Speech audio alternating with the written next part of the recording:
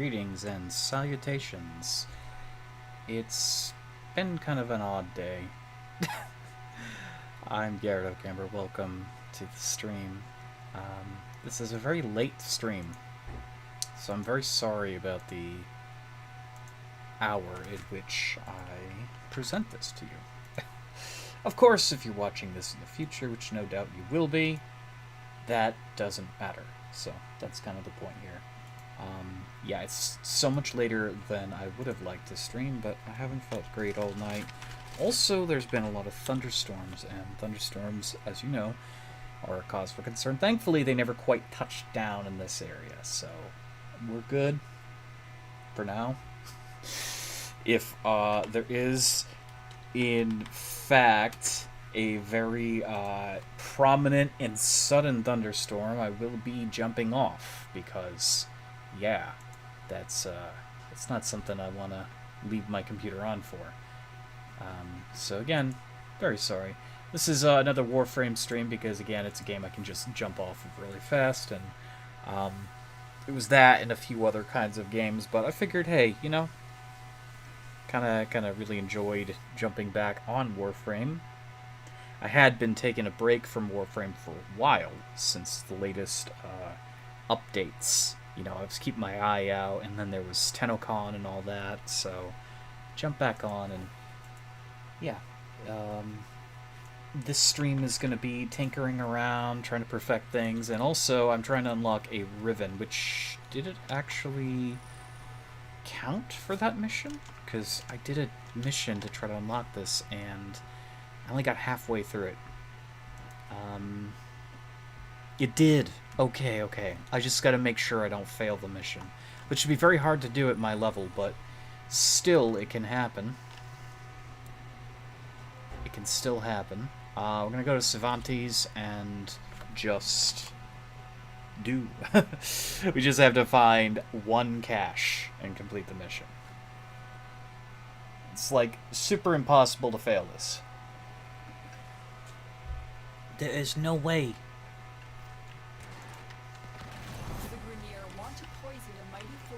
Yes, Lotus Mummy. I want to poison this, all of it. Oh no. I wonder, is there any caches over here? I don't think there's caches at the entrance, but it's always worth checking. We just need one, so... I did so bad, though, looking for caches that second mission, or first mission, I should say. I did so unbelievably bad, I can't even believe how badly I did. Normally, at least find 2 caches. I found only 1. Using the Arca Plasmor, updated Arca Plasmor. Since it is a shotgun Riven, and who knows, maybe I'll get a Arca Plasmor Riven. Chances are I'm going to get something I either already have, or something that's just not good at all. 1 second, chat.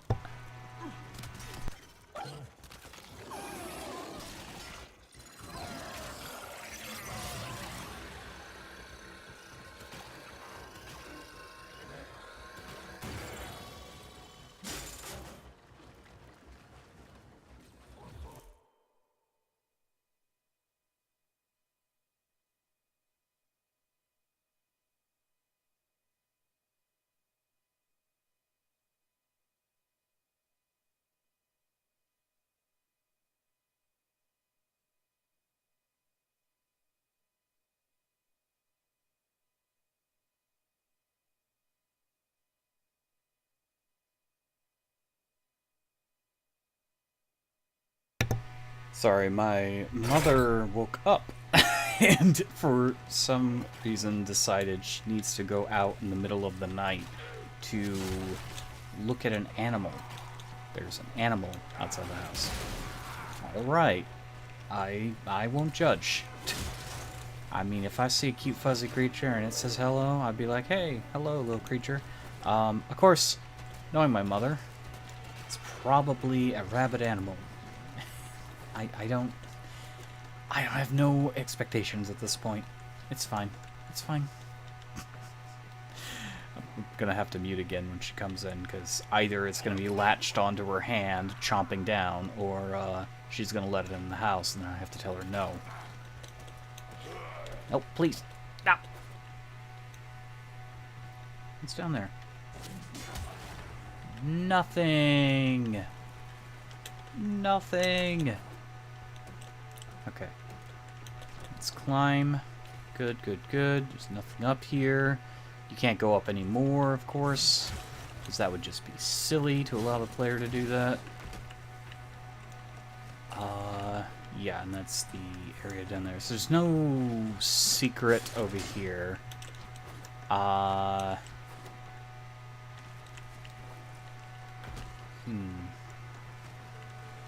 We must find secrets wherever they may be.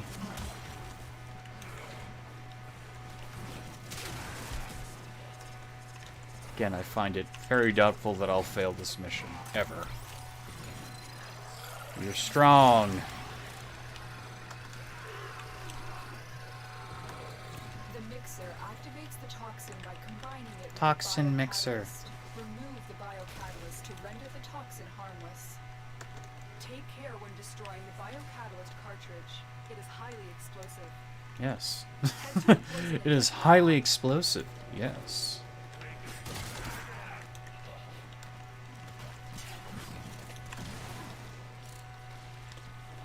Okay. There's multiple paths here that could lead to one of the caches.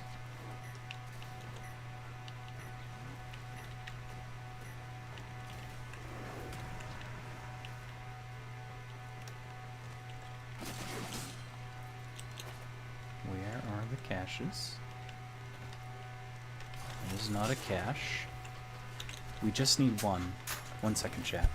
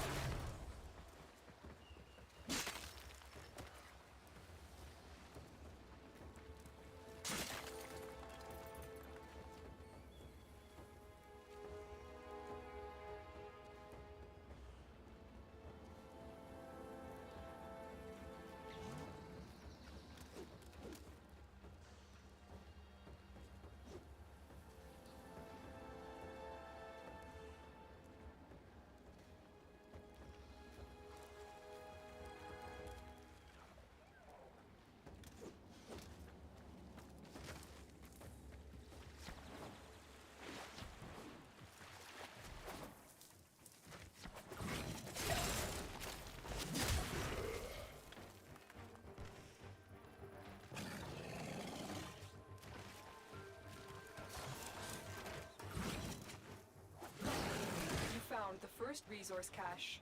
I'm detecting 2 more faint hints.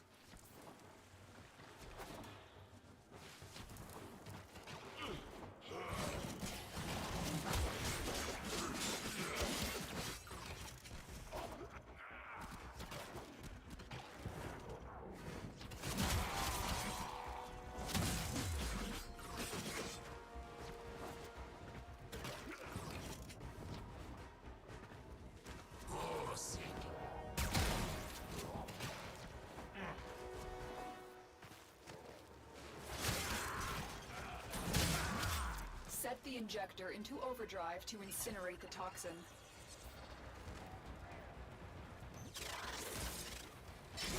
The injector is now in an unstable overdrive. Keep the Grineer away while it melts down.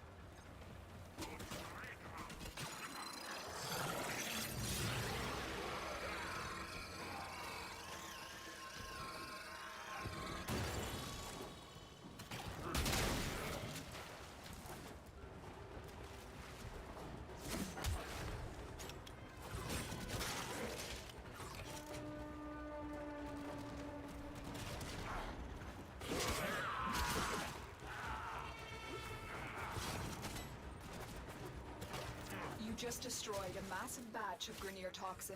Good work. Get to extraction.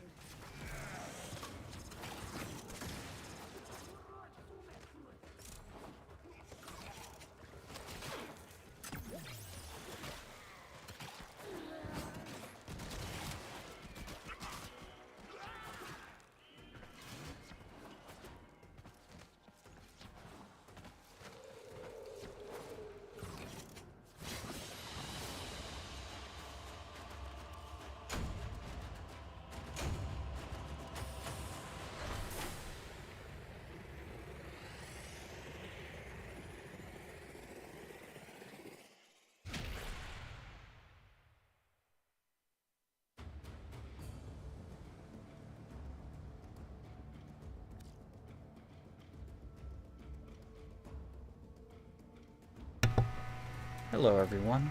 Hi, sorry about that. No, the animal did not get in the house.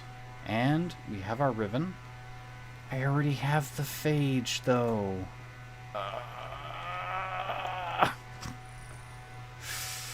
It gave me a ribbon I already have. Oh, that's just wonderful. Did I have a phage? I actually don't know. I could have sworn I had a phage. It's not a bad one. It's not a bad one. Let's take a look. What does it do? Yeah, I did have a phage already. So we got multi-shot and damage. And this one is status duration, damage, no multi-shot. Okay, never mind. I take it back. No multi-shot is bad. Yeah. Yeah, this one's, like, amazing. This is not so amazing.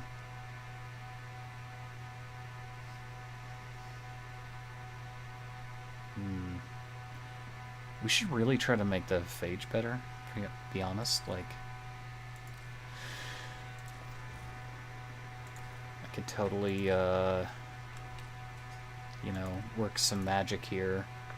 Don't know how good the phage is at crit, but we've got a huge amount of, like, multi-shot.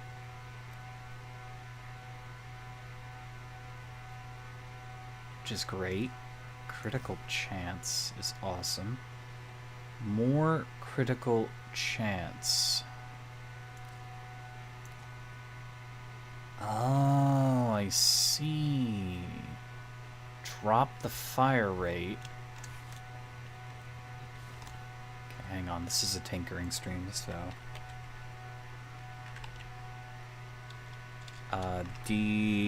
deceleration.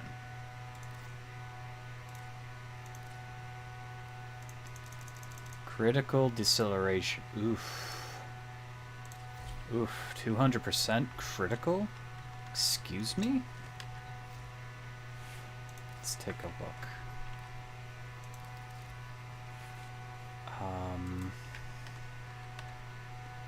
Critical deceleration. So, Blend Rustling gives us 90. This, on the other hand, gives us even more. 200%. That puts us up to a 57. And then we do fire rate.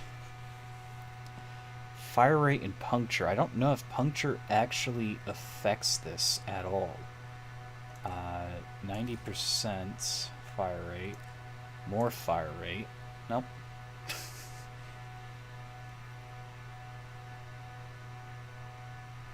I mean, if we take this, it's already a billion times better, right? Yeah. Hey, Khora. Yo, Warframe. Yeah, my Warframe. I mean, that already increases our chance to hit, to upgrade our crits, so... Yeah, I figured I'd do another Warframe stream tonight, because I started getting back into it, and, you know, I like Warframe, so it's just a good, fun time.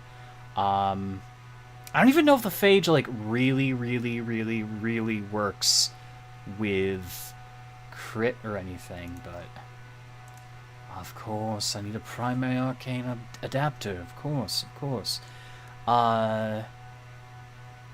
However, I mean, we already got a really good start on things. Let's go over to Zephyr.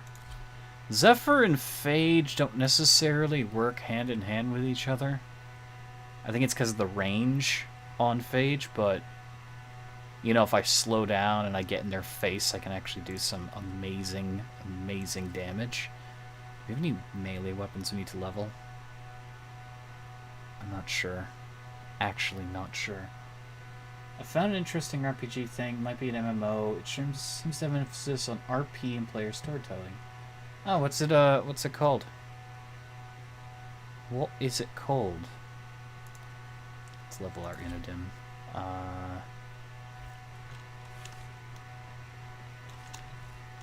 Oh yeah, chat, I've got the beautiful Khora Prime here building. And I also finally got Mirage ready. So 2 days I'll have that, and a day I'll have Khora. It'll be interesting to see how the Khora Prime handles, like how much more powerful she is than normal Khora.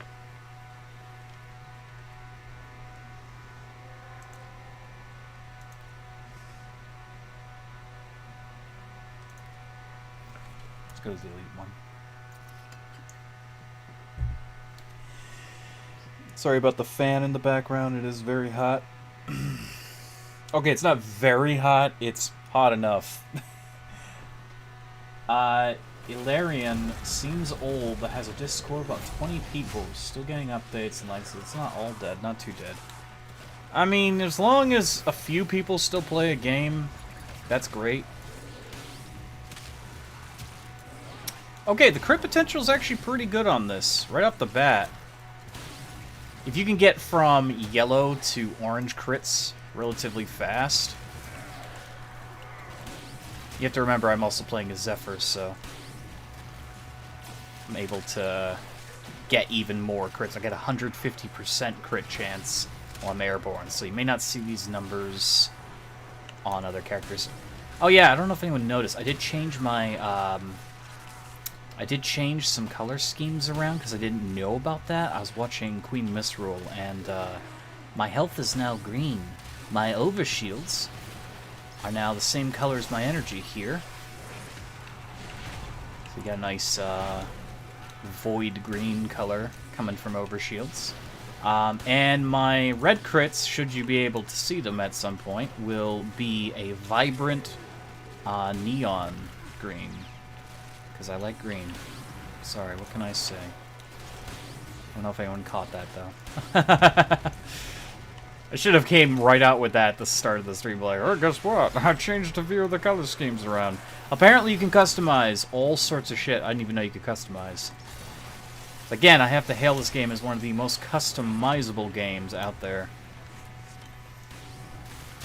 So you do all this weird stuff.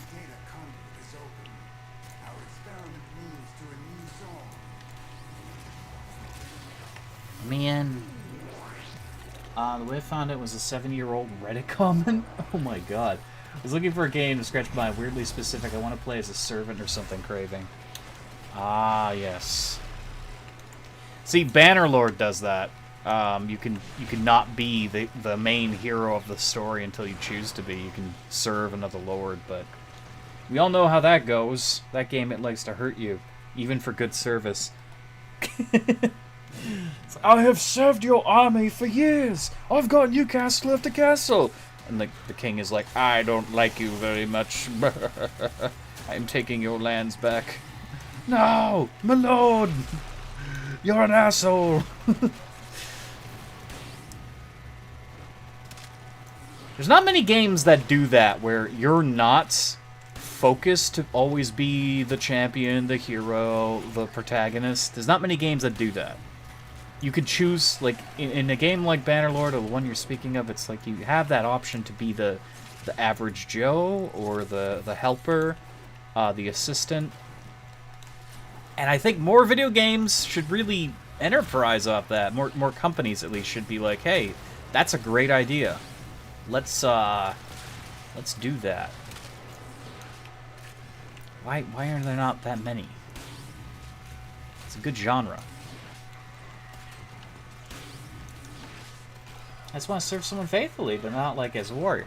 Well, yeah, I'm using Bannerlord as an example because that's the game that I think of when I think of, hey, I can choose to just be, you know, someone else's helper. I don't have any other games in my current purview that have that thematic. But that's the thing. There's not many. There's not many that do that. Every other game is like, you gotta be the Call of Duty Super Saiyan mother something. You gotta do the hero thing. You gotta be the only person in this world, apparently. And I do think there needs to be games that give you more options. I know I want to play as one, but something I've been wanting to do for a while. Hey, I got that one when I wanted to play as a dinosaur. So, you know, there was an Arc mod for that, and it was the Isle, which, by the way, is looking more and more like a scam game. A playable scam game, but it's still kind of The Isle has been playable over 3 different times throughout its lifetime, and it hasn't gotten any closer to the actual promises or I guess, finalized product everyone wanted it to be, because they keep rewriting the damn game. Now, it may not be a scam, it may just be they're really bad at making games, but the Isle is, you know, let's not talk about the Isle. It brings up a lot of bad memories. Off topic, I'm sorry. I'm sorry. It's the beauty of a Warframe stream. A lot of pretty colors, a lot of grindy, and I can talk about anything. Let me see if you can grab the blurb from their homepage. Aha. Blurb. The blurb. I like blurbs. I like the name blurb. I want like a really, really, really fat axolotl, and I call him blurb. So then when I talk about a blurb, people are like, so what's the quote? No, this is blurb, and I pull out my cell phone and I have a picture of him. This is so random. I'm sorry. My brain is in a weird place tonight. I guess it's good that it's in a weird place and not like a overly depressive kind of place. Depression, man, depression. It sucks.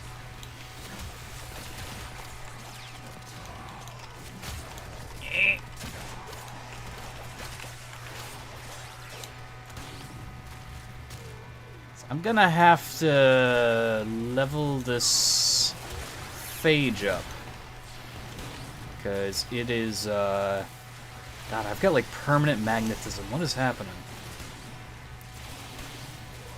I mean, its crit ratio seems pretty good. I'm not sure if it's designed for crits.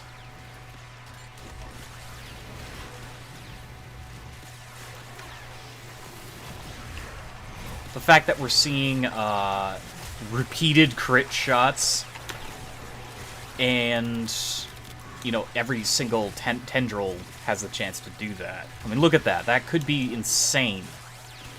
I would definitely need the proper arcana for it, and I think I've got them.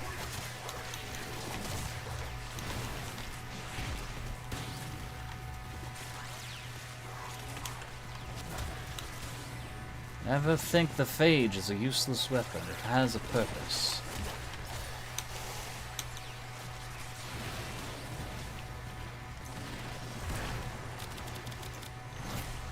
I don't think it's any Amprex, though. I mean, the Amprex is so crazy.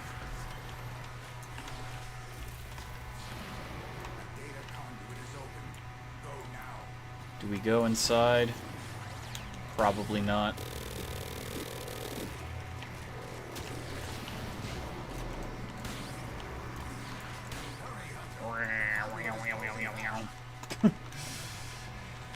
Okay, so experience glorious adventures as an... Oh, wait, whoa, I missed... During your time here, living, breathing inhabitants of the mysterious world of Valerian, each character has its own past, goals, strengths, flaws, and personality. Experience glorious adventures as a noble knight, live the life of a hard-working craftsman, acquisitive merchant, or charismatic priest of the gods. That's the door. Seems there are sides, and now I've read, I'm starting to wonder. Ah. Oh, wonder, wonder, wonder. Oh. What's in the Wonder Ball? I hated those commercials. I hated them. Because I tried that candy in the past. It was terrible. No one knows what I'm talking about. There's like this Cadbury knockoff candy and back in the day, and it was awful. It was awful. Actually, I think it was Disney. I think it was a Disney product. God, why does my mind go to that weird place? Yeah, there was like a thing called the Wonder Ball, and it would come in these tiny little chokeable toys, really small and very easy to choke on. And the chocolate was god awful. It did not taste good. I should at least give it a try. It seems no one's on, at least on a Discord server. I mean, if it's a really, really, really old game, I mean, there's a good chance it's probably not, getting that much support. It's funny, the Matrix Online still has an active forum base, and that game is dead. But people have been trying to bring the game back, like actually revive the game. I don't know if it's worth. I want to try. Gotta make it. Gotta make it. Gotta make it. Pokemon. I need a primary arcane adapter. And that costs steel path credits, which I can easily get. I'm actually curious if I have enough right now. No one's responded. I got an update this month. Decent says one too. Okay, that's good that the game in question is getting updates. That is actually good. Primary arcane adapter. Can I get more than one? I can. Let's get two. Yeah. I used one earlier. I had an extra and I ended up using it. It's fine. It's fine.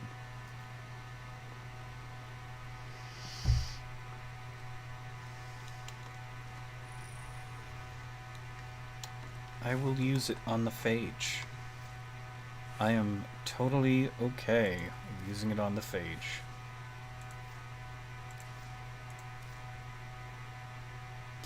Precision headshot kill, 120% damage for 24 seconds, stacks up to 3 times.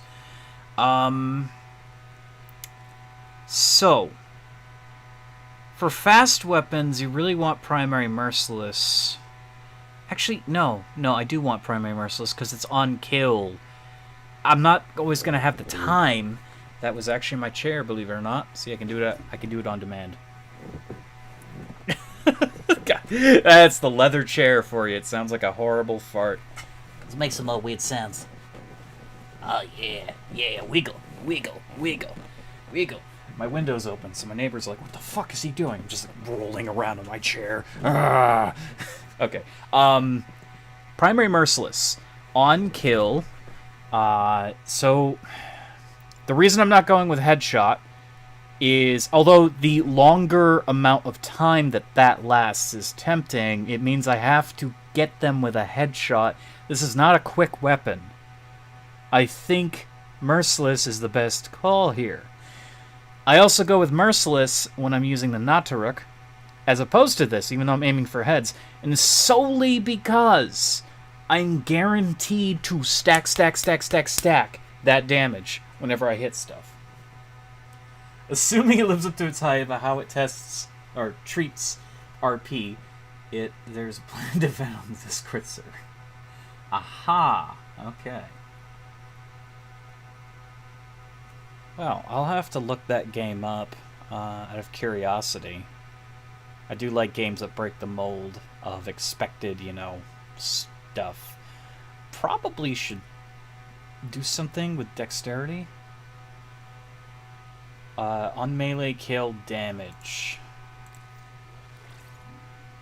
I always found this so weird, though. It's like, you have to get a melee kill to increase your gun, which makes very little sense to me.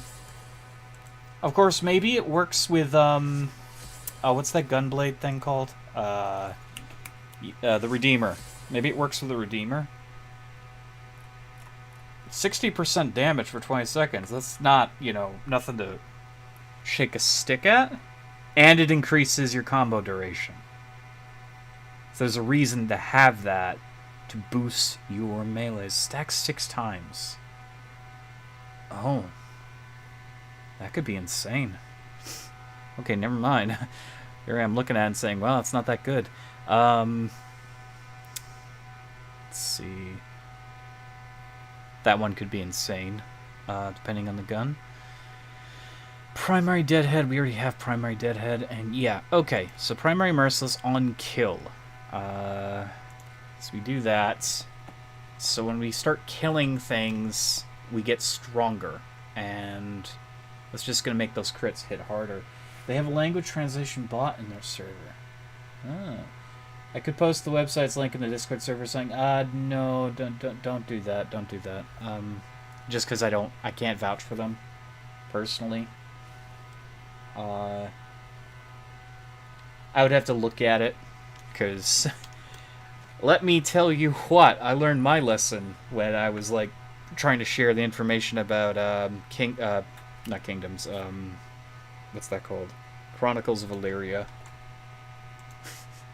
I learned my lesson there. Just because you hope for something doesn't always mean that's the way it's going to turn out. I'm not saying there's always that potential that developers are purposefully creating vaporware to get money, but I'm a little shattered about that whole incident, personally. I'm a true believer in huge projects for video games, and whenever they just turn up hollow, I get really, really depressed. I lose a bit of my faith in humanity in the entertainment industry. Gotcha. It's a dog. We just saved a dog.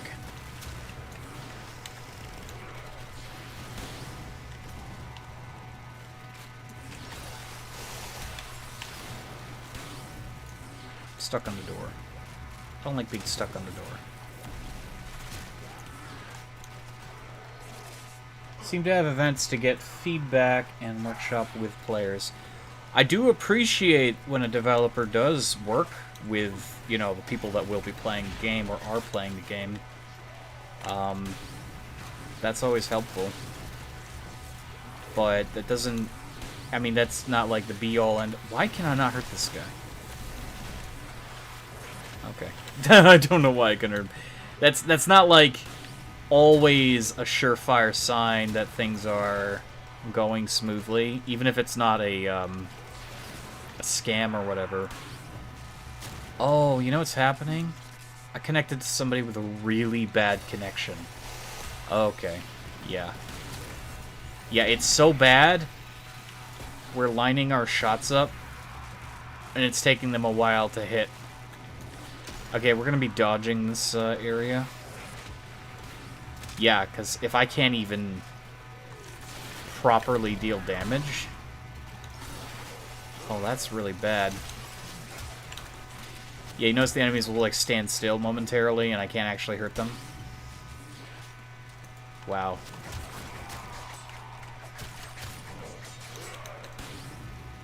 Wait, no, is that always the case? Maybe it's just the gun. I don't know.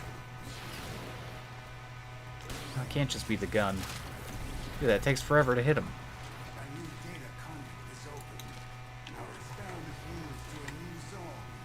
Hey, yes, people running in place. No, I don't want to be here. I don't want to be here. If that's gonna happen, I don't want to be here. Oh my goodness. Welcome to Potato PC Time, where you connect to the guy with the weakest computer in the entire world. Actually, I have seen... Oh my god!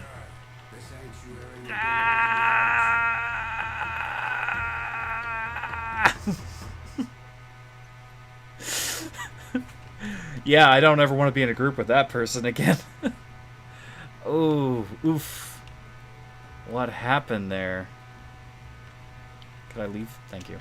Okay, let's go to the normal mode. If that's the case, we're getting people that just can't connect to properly. It's funny, they might actually have a really good computer, but if they're halfway across the world, it doesn't matter. It doesn't matter. If they got Comcast and they're in China, it doesn't matter.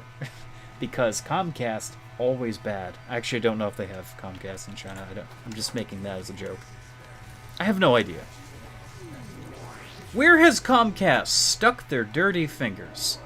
I know they're all over the States here. I don't know where else they are. Comcast, you want to see your computer explode from the effort it's trying to connect to our internet services? Oh boy. Welcome to the future. Okay, let's... Don't... Give me... See, the thing that's not great about the Phage is it... I mean, you're using it, but it's this consistent beam that has virtually no AoE whatsoever. It's got puncturing, automatic piercing damage, which is great. It does damage over time, but unlike, a lot of weapons I like using, it can't hit multiple targets in a large area. Nadaruk technically can't hit a bunch of large targets, but it has a wide enough shot that it can still hit multiples, as long as they're close. This is such a thin kind of spread. I mean, if I just use it like this, it kind of sucks, but... you want to use it this way. You want to aim with it. Maybe it's a waste of time putting stuff into it, but at least I'll have a strong Phage, At the end of the day.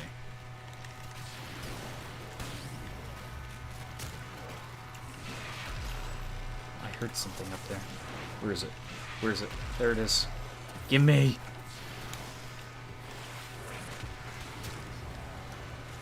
Yes.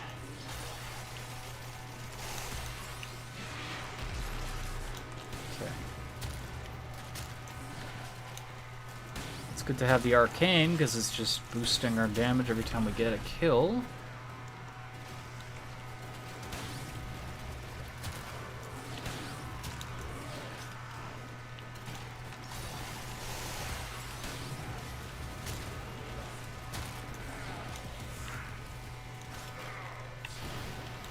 Another one up here.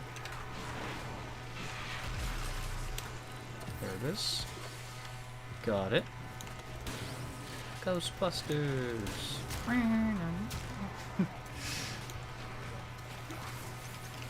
I'll try it. The game or for the Phage? Give the Phage a shot. The game. Okay. Yeah, you're the one trying to sell it to me. You're like, oh yeah, this is really interesting. It's like, I won't try it. Then why would you tell me? It's good that you're gonna try it. I'm gonna look it up afterwards and see how it looks. Maybe you should also try the Phage. No. Let me sell you on an idea, Khora. Try this gun. I'm not saying this gun's bad. It's I think it's gonna take a lot of work though to make it good. It's not like Plinks. It's definitely not like the Plinks. You ever want to make Bane cringe? My good old friend Bane. Bring up Plinks and how much he loves Plinks. It'll take him a moment, then he'll realize that you're having a jest at him, and he'll cry because he'll remember he actually tried to play with Plinks and he did not like it. All the bad memories will flood back into his head. He'll have a moment. He'll have to, dry his eyes. You've been playing Gene Forge. Yes, I remember. You told me about that. You told me about the Gene Forge. You don't have Warframe download. Not so patient when it comes to such a long grind. Well, the thing is, yeah. So. Everything has to be, grinded at some point. Some stuff is, very easy to get, and other stuff is very hard. I mean, you've seen what I've tried to get in the past. It took me a long time to get this recent Prime Warframe, but a lot of it you get access to very early on. But there's a lot of good stuff you're going to have to put a lot of time investment in. Unless, of course, you really like the game and you have money, in which case it is, again, a free-to-play game. You can purchase that stuff, but it's not required at all.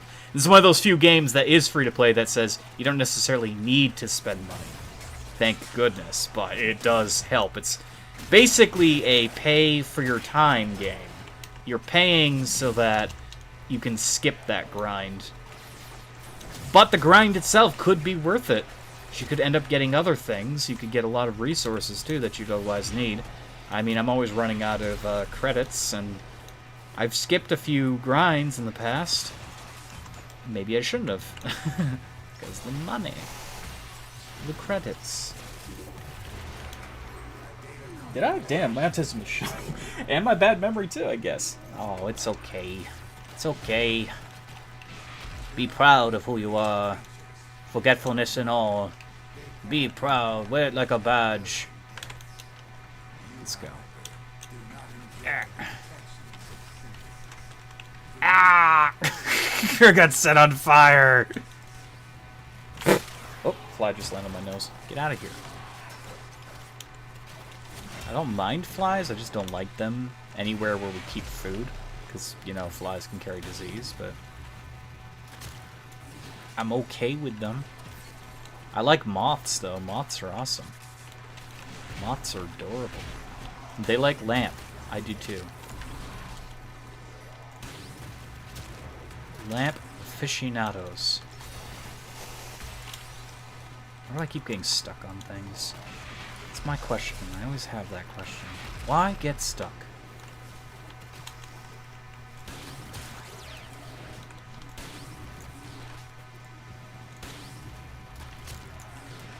You can definitely see the damage is getting a lot better.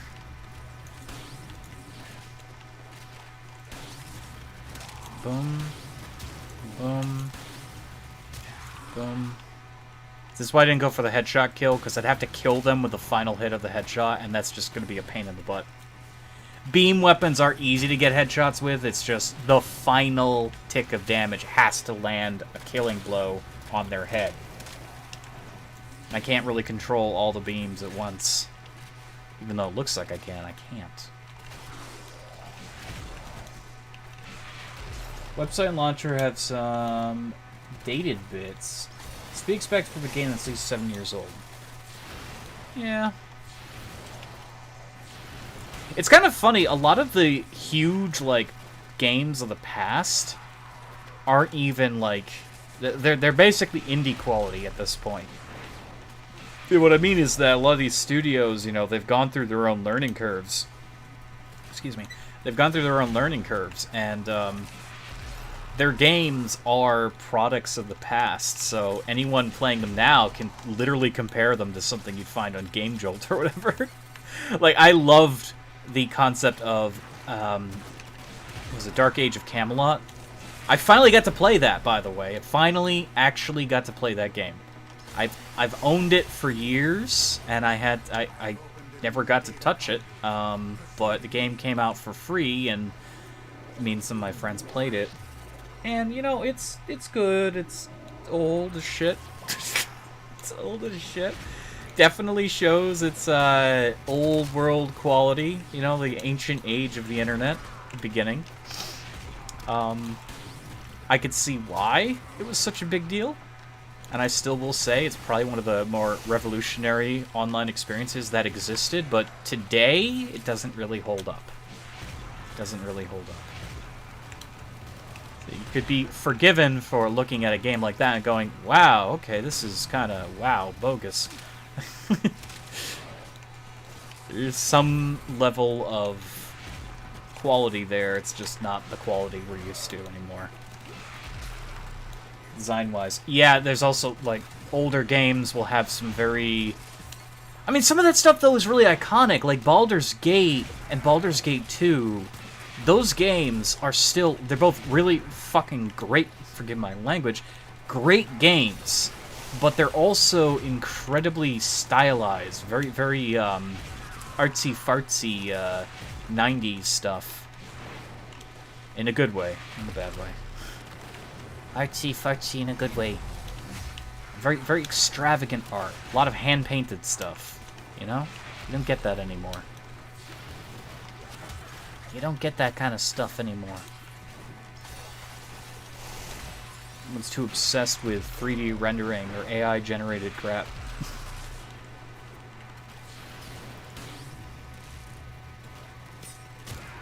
That's a Nox. Well, we melted his ass. That's great. What's this at? Level 26. Ah, we're moving pretty quick. I think I still have an affinity booster, though.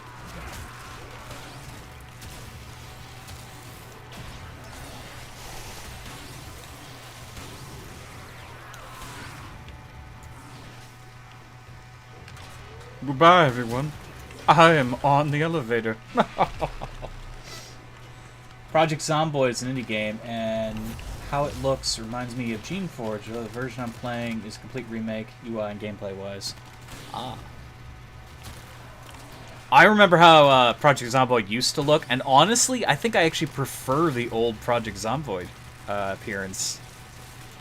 Mostly, I think, because it had its own style, and now it's like trying to go pseudo, like, it's not, when I say pseudo-realism, I don't mean it's like trying to be realistic, but it's trying to give a face to every character. It's trying to give every piece of clothing, you know, something different. It's still the same game as it was, but I think the whole gray zombie, you know, like, you could clearly tell this is an undead and this is a person. That distinction with the art, I think that was a big deal. I did really enjoy classic Zomboid's appearance. I'm not disowning the new art style for it. It just, I don't know, they kind of lost their artistic soul there. It's like if Minecraft decided to make everything round all of a sudden out of nowhere. Oh, okay. That guy just fell into the earth. Oh, right. I guess we're the weird junction of the universe. That's good. That's not supposed to happen. That's like a well-known bug about this gun, and I don't even know about it. It's like, if you touch an ice guy, his bubble, with the phage, he will sink into the earth. We're having trouble killing things now. We gotta pull them all together. We all live together.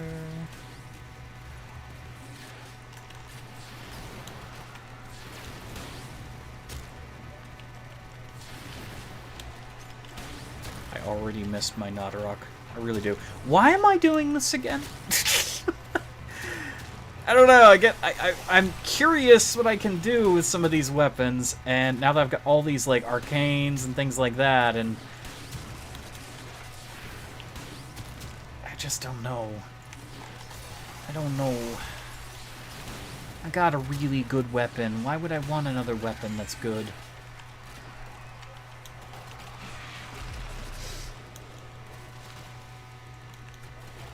You don't make the character in the game?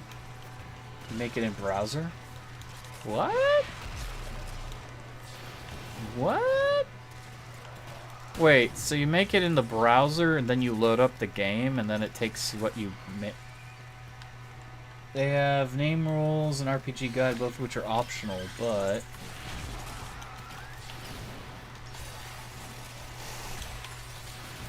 I mean, if it's like RP based, yeah, there would have to be like naming rules and things like that. You don't want to name your character Queen Elizabeth III or something like that. It'd really break the frickin' immersion. My character's called Jerry Springer. He incites fights. Cool. Like, I haven't seen this character before. Yeah, when I played on that Morrowind RP server, we had strict rules on names and behavior. It had to be something believable within the world's canon. So you couldn't name a Wood Elf Freddy Krueger, and you couldn't make references to Sesame Street. You most certainly couldn't, you know, blare a theme song of sorts while you waltz through town. There's no metagaming, so information that you did not obtain on the character you couldn't possibly have known. If your character is not a scholar, you clearly wouldn't know specific scholarly, you know, know-hows. You can't pretend to be one of the gods. By the way, we had people that tried that, and they got away with it because, I don't know, the admins kind of gave up. Yeah, it was a hell of a time. When the server worked, though, it was a beautiful thing. We had a lot of great people. I think it's legit in-depth with the character history and character. I do enjoy when an RP does actually have consistency and substance.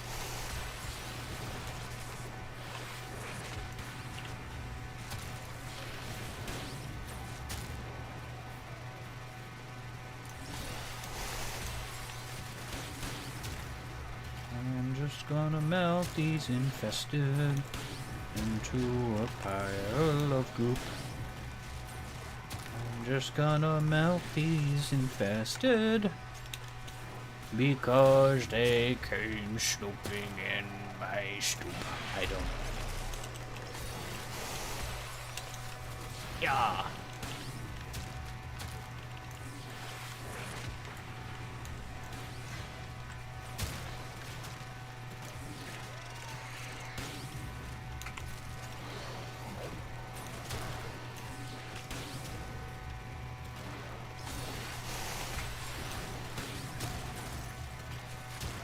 Yes, gun's kinda lackluster.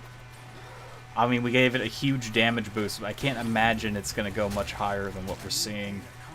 We're getting 4,000s on occasion with a single shot. I got 6,000 there. It's probably a headshot, but it's like its damage increases and the chance to crit. That really determines how much this can do. I think Phage is more of a status weapon than anything else. It may just be. One of the main things it stresses is we play with, not against each other. That's good. That's good. I enjoy games that, again, could encapsulate a completely different manner. Oh, God, my back. Okay, so we just max rank this. Let's see what we can add to it. We may have to max rank it again.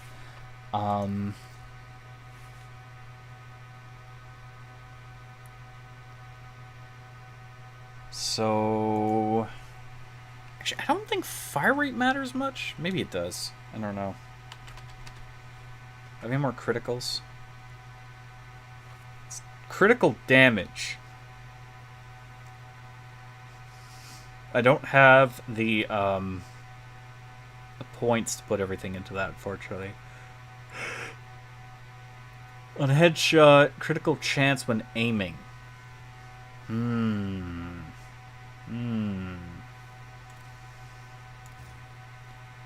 mean, that's a free 120%. That's a big deal.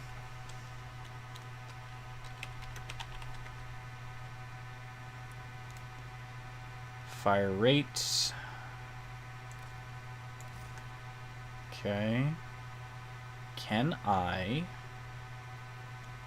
apply another mod?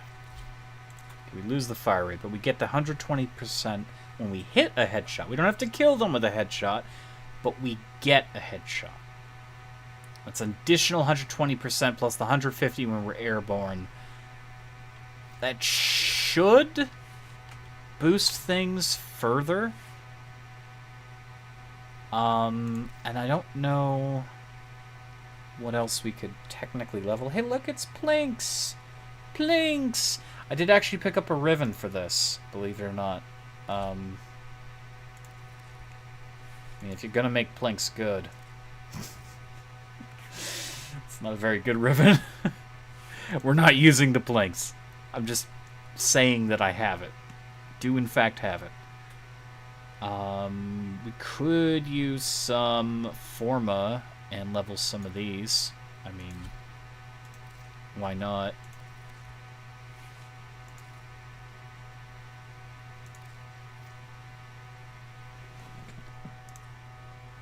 Okay. Yes. Yes. Let's go.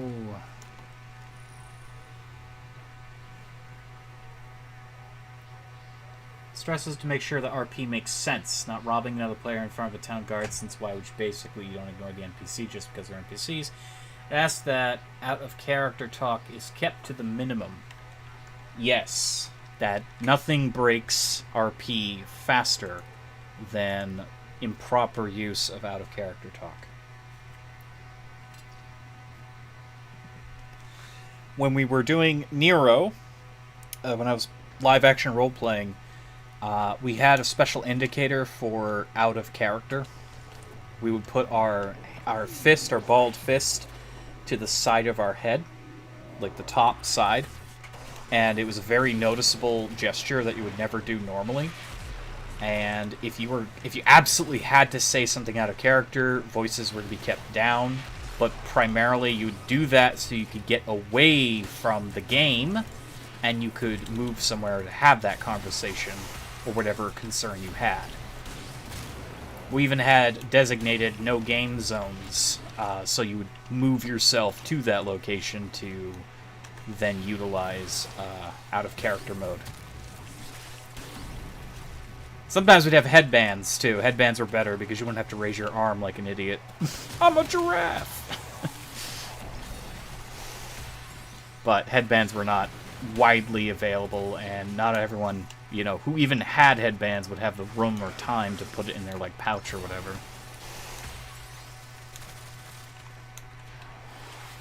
Not everyone had pouches. Not everyone thought of that. I had a pouch. I had this little thing that would, you know, nice leather pouch that would attach to my belt. Keep all my treasures in there. And my inhaler, because, you know, asthma sucks.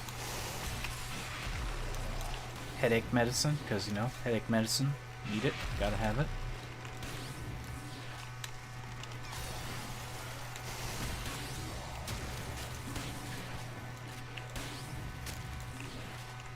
Well, I have pretty good range on it.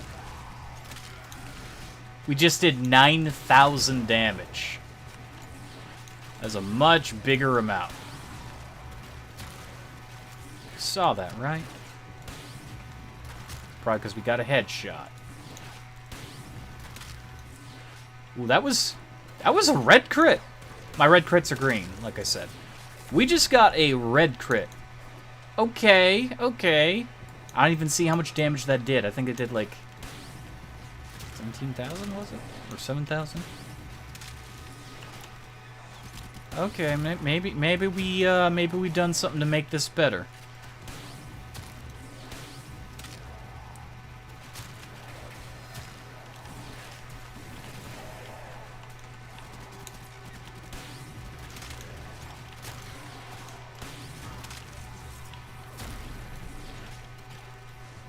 Now, if it had more ammo, it would be really sweet, but... Hey, Goddess, how you doing? I liked Garret. How have you been?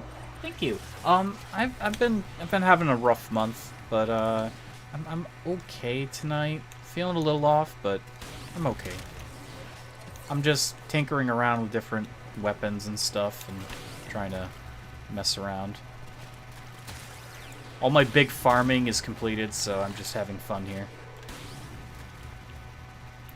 Okay, so the explosion that we deal when we kill enemies, like, it's really cool aesthetically, but I don't think it really gives us any real service with this weapon.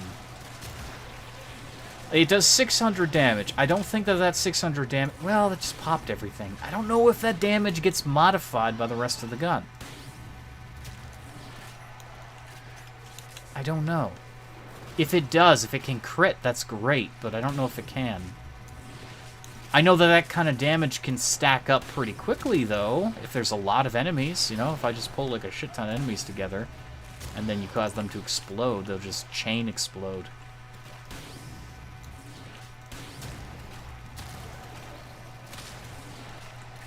I think we'd be better served with more, like, crit at this point. Maybe.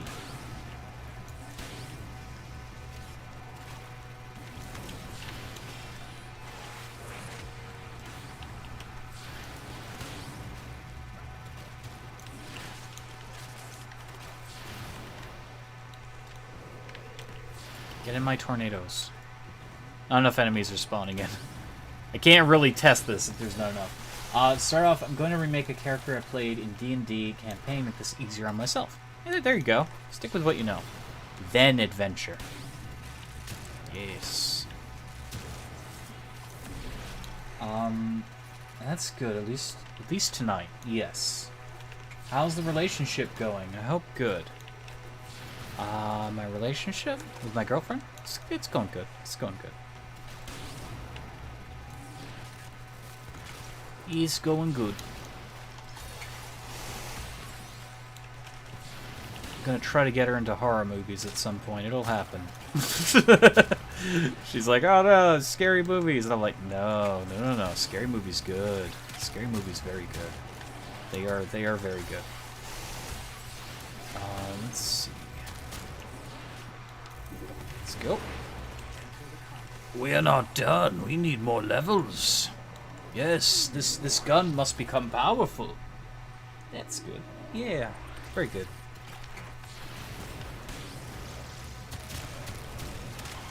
See those explosions? That's, like, it's good, but ultimately all it does is add, you know, a subsequential effect once I've killed an enemy.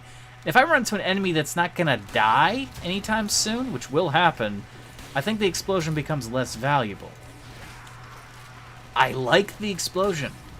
I just don't think it's like number values go up that high.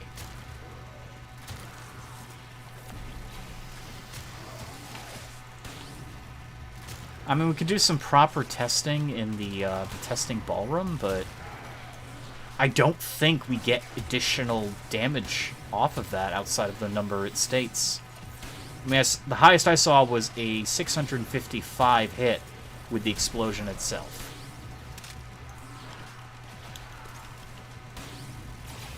If it can crit, that's great. I don't know if it can. I'd have to also check online and see what people say about this mod, but it's very pretty. I like the satisfaction of popping them in this green mist, but if it's not good, it's not good.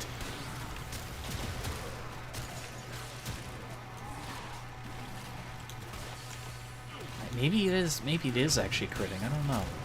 'Cause I'm not seeing a lot of white hits. I'm seeing, like, yellows and oranges. We saw one red crit, now green, because, you know, I'm weird like that. Intriguing. Very intriguing.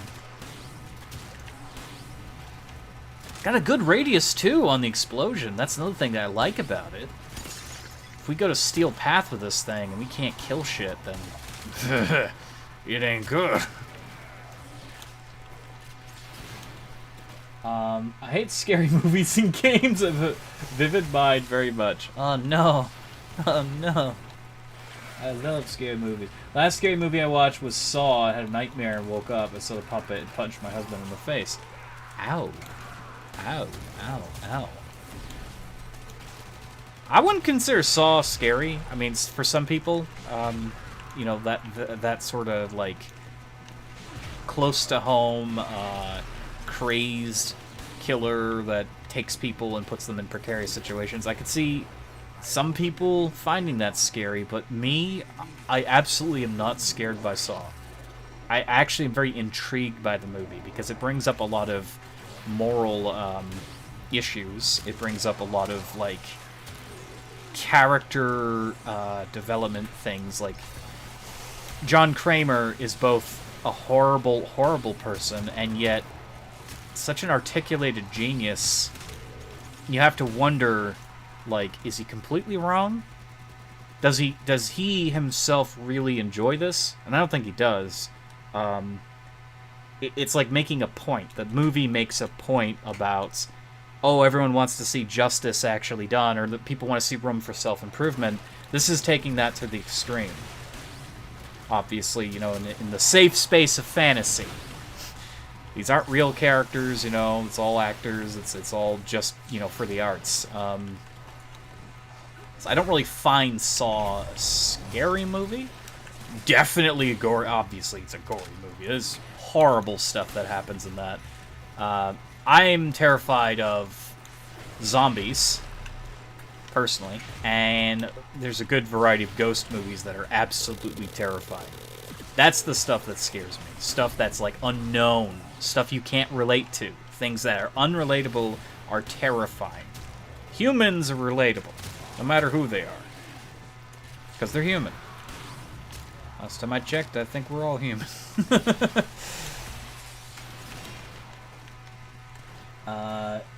Yeah, but is Puppet, like, haunted or something? How is it?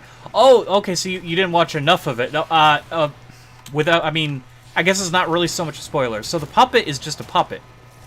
John Kramer is a man who hides in the shadows, and he allows his underlings, or his own machinations. He's a genius. He creates machines. You know, he was an inventor, a builder, to do the work for him. So he basically takes people who are scum and undeserving of life, or sometimes people with some self-destructive tendencies. The movie can get really deep and maybe uncomfortable for some people, but he'll take them and put them in a position where they have to earn the right to live. And some people have even opted in on it. Like, it's not just like people randomly taken. Some people willingly went forward to do this. And by life or death, I mean, they literally will die if they fail. So he makes them make choices that will impact them or the people around them. It's gory, it's guttural, but the movie is a thinking movie. It's not so much about the gore as it is about the thinking. Those of you just joined, we're just having a little discussion about Saw, because, you know, why not? It's a brilliant movie series, and some movies are, I mean, honestly, the first movie was the best. It is the best, because you don't know much about what's going on, and it's great. Okay, yeah, it was second or third I saw. Yeah, no, the puppet is a puppet. It's literally just a puppet he uses for dramatic effect. It's literally like his whole, Maker's Mark kind of thing.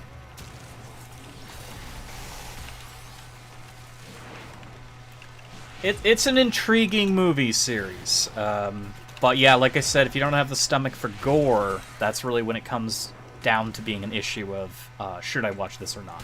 Because it's not so much straight up horror as it is, hey, this guy's gonna get cut in half and still scream or something like that. It's gonna be ridiculous, and wrong. Of course, some people you're really hoping get it, and they usually do, so. What am I saying usually? Of course they do. That's not a spoiler. Yeah, no. No. Nobody who really deserves to, you know, not die in that movie series doesn't die. They always die. The question is how. No, the puppet scares me, but the gory don't mind? Okay, well, if you can get past the few scenes with the puppet, there is actually a very good movie series there. See, I felt the same way about The Purge. The Purge is along a similar, sort of mindset.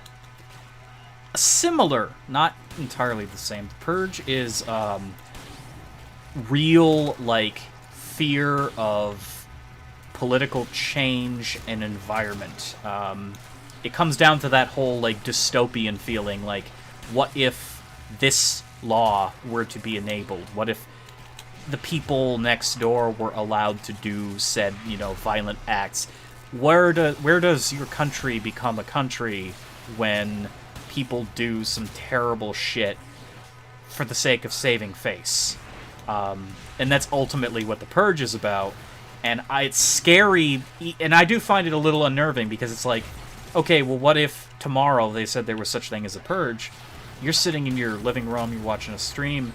Somebody could be outside right now trying to break in for the sole purpose of hurting, and it's legally allowed. It's like that's where the purge scares people, because it's the thought of the norm getting transformed into the abnormal. It's very similar to the zombie, like, horror franchises. It's like the normal becomes inane and spooky. People could contract this disease, and they could kill everyone and spread it and attack, and it's scary because it's very close to home. So the purge is a step closer. It's like everyone is allowed to commit horrible acts of violence, and no one is really truly safe at that point. It's a holiday that celebrates violence. So that movie is, again, it's got a similar aesthetic to Saw, rather than it being a closed instance with a few people and a madman. It's everybody in public. Except the Purge doesn't really teach many other lessons. Saw teaches a lot of self-reflection, whereas the Purge is really just government bad, and this is the shit that they may or may not have already pulled, in smaller doses. Survival. Yeah, it's a survival movie. Definitely a survival. I like the Purge series. Parts of it are a little campy, but then, parts of it are actually really well thought out, and the action sequences are good. Again, though, kind of like Saw, the first movie is the best, because you get to see the first draft of this idea.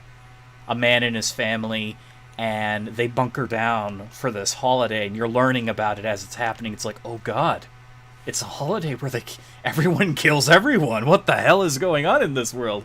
And that's where it gets spooky. It gets spooky because they're otherwise safe home that, they work hard to maintain, and they have lives. All that can be upended in a matter of moments.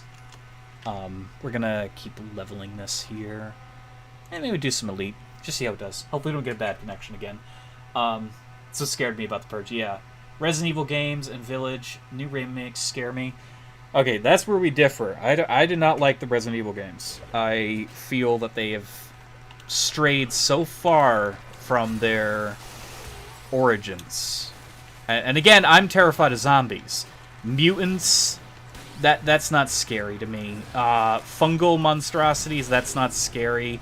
But it's not even the content that's not even the scary part. To me, I don't like where they've gone with their art direction.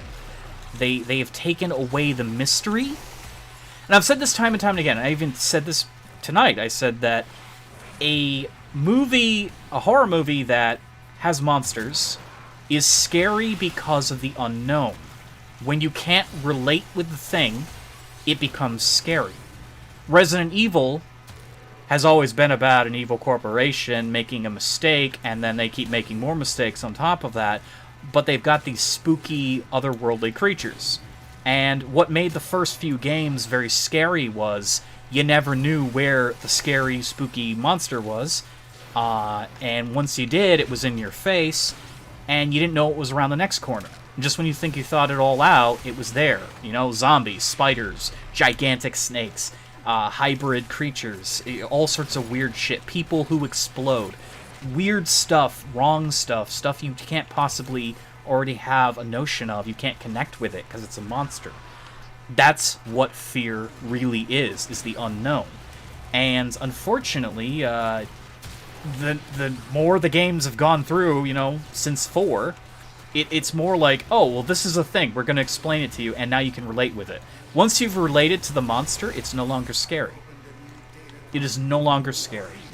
And that's a fact of the horror franchises as a whole. You cannot have a person relate to the monster and keep it being the scariest thing you could possibly imagine. Because it's known, and everyone sees it. Everyone can have a different opinion about it. It's like those people who make a movie about zombies loving each other, and other people are like, oh, that's so beautiful. But it's like, no, it's a stupid movie because it's not horror anymore. It's a comedy. You can't make them scary when you can relate with them. You gotta stop that. They have to be scary.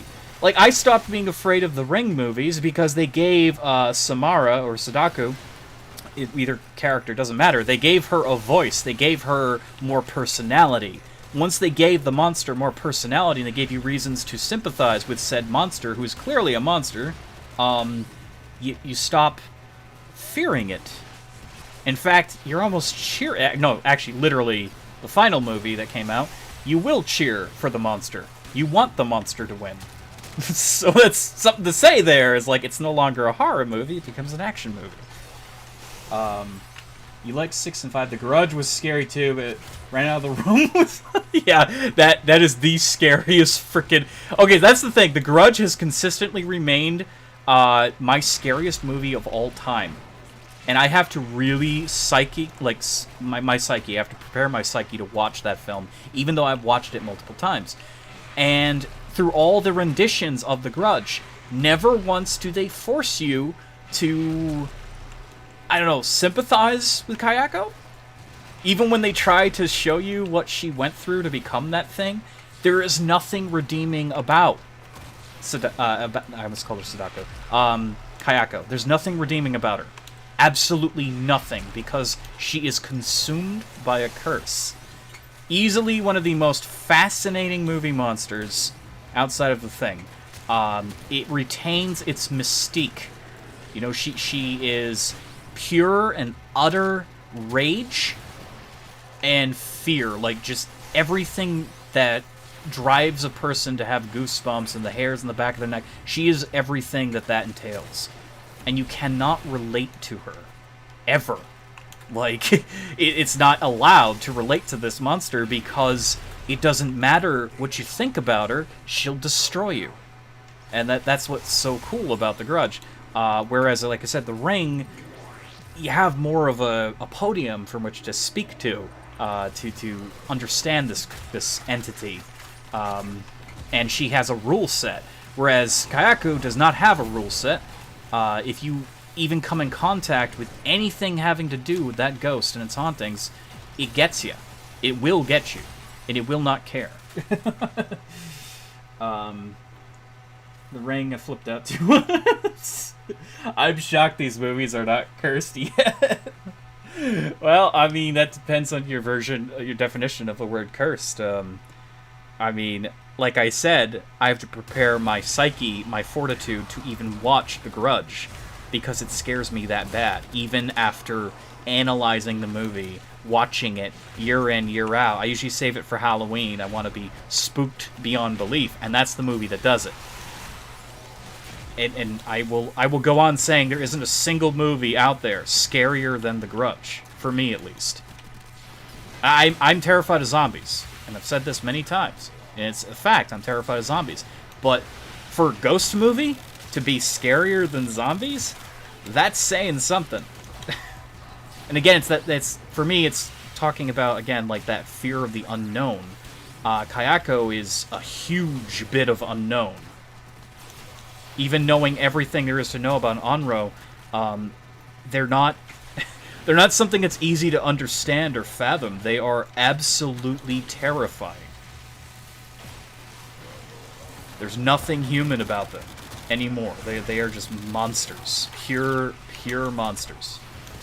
Okay, we don't do really any damage to these guys, but we are seeing a few bright green crits, which are red crits now, so that's good. They're not very high crits, but they're good. I flipped out on both movies. It's fine. They can hit a particular nerve with people, because the Japanese, they know how to make spooky shit.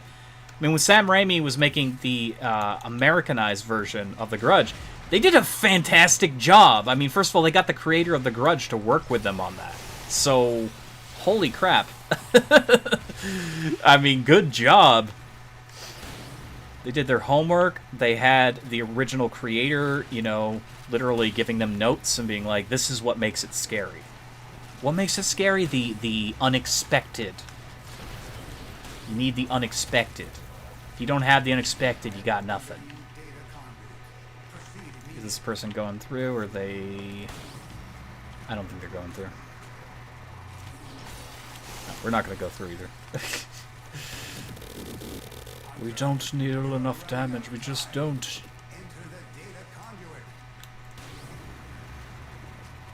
Oh, that goes right through the bubble? Pardon? Well, that's cool. That's neat. The Grudge movie was the worst. I flipped out, a little straight paranoid, literally 8 months. Okay, well, you beat a record for me, because I was that way for 2 weeks. I was shaking, physically shaking for 2 weeks after watching it in the theaters. In the theaters! You know, when the sound is, like, super loud and omnipresent, and it's dark, and there's people there, that didn't matter. That, I kept thinking she was gonna, like, come out of the seat or something.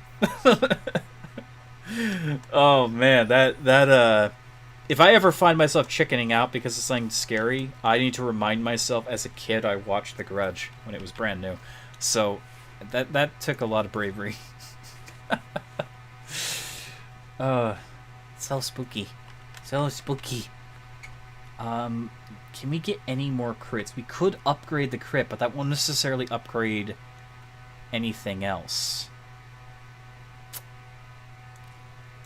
I mean, the fire rate is nice. I just don't know how the fire rate actually affects this? Question mark? I don't know. Is there any other damage modifiers we can get? I mean, okay, so maybe we do have enough to get Primed Ravage. That's the only thing that's going to make our crits stronger is, but I don't know if we have enough. We do. It's going to hurt my credits, but screw it. Why not? There we go. Crit hit damage. Do we want to try to equip that now, though? Ravage. We can, but I think the second I polarize... what is that again? It's one of those. Yes. Okay, yeah, we don't... Okay, so we're going to have to go back in to do that. We're making the phage strong. When I saw her crawling out of the ceiling, my heart dropped. LOL. My main on that game is a dual pistol or sword. Only character I got is that ninja alien. Ninja alien? Ninja alien? What alien? This game, there's no ninja alien. Huh? What? You talking about this game?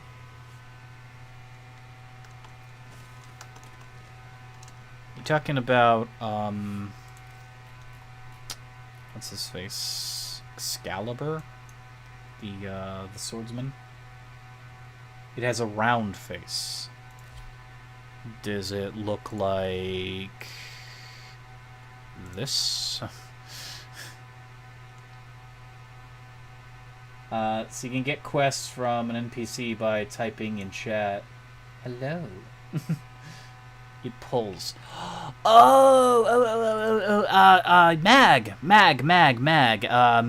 Where's my mag? Mag.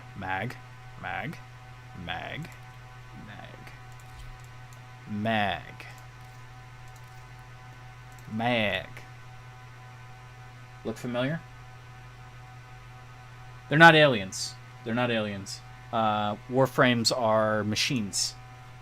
Yes, Mag. Yeah. Mag's really strong. She was my first. Well, not this. This is Mag Prime, but Mag was my first when I played the game. I chose Mag because I like the whole, like, I'm a force user kind of thing. You know, pull. Yeah. I really liked. Mag is incredibly strong. Incredibly. In fact, for a while, people thought, well, Mag is kind of eh. Until they realized some of the crazy shit she can do. Also, she's one of the few Warframes that deals magnetic damage, which destroys shields. So, when you start getting to late game content, Mag becomes far more versatile. And we could play as Mag. I could even, like, upgrade Mag. I haven't upgraded my Mag. You know what? Let's do that. We're kind of tinkering tonight. We're trying to. The question is, what do I want to? I definitely want something like that, but let's get health, shall we? Yes. Okay, good. And let's see, we got Christmas mag. We've got, oh yeah, I got that really weird one. But I want to upgrade you. Let's see. What do I give you? Ah, yes, pretty, very pretty. Attachments. Verve ephemera. I like the Verve ephemera on her. It looks very nice. I'm not sure. Do I want that cloak? It's a very nice Sindiana, but I could give her wings. Not actually liking it. Jetpack? No. More wings? No. No. No. Very pretty. Honestly, I think this is fine. I'm going to get rid of that cyst, though, because it's kind of irking me. I don't like the cyst. Ah! Stuck! Eject me. They're machines. Yes, they're machines. Use the kunai. Ah, yes, good old stealth weapon. Nice. No wings, but that effect looks awesome. Yeah, that's the Verve thing. That's from Twitch. Twitch had that this past year. On some Warframes, it looks better than others. Like, it looks really good on Mag because of the way that they built her body.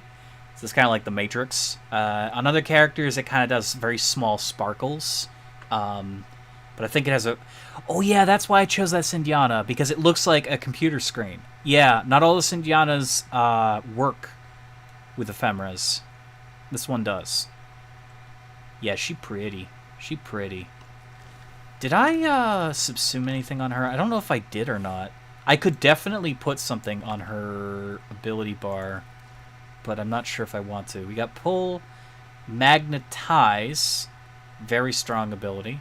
Polarize, depletes enemy shields and armors, creates shards which become deadly when mixed with Magnetize.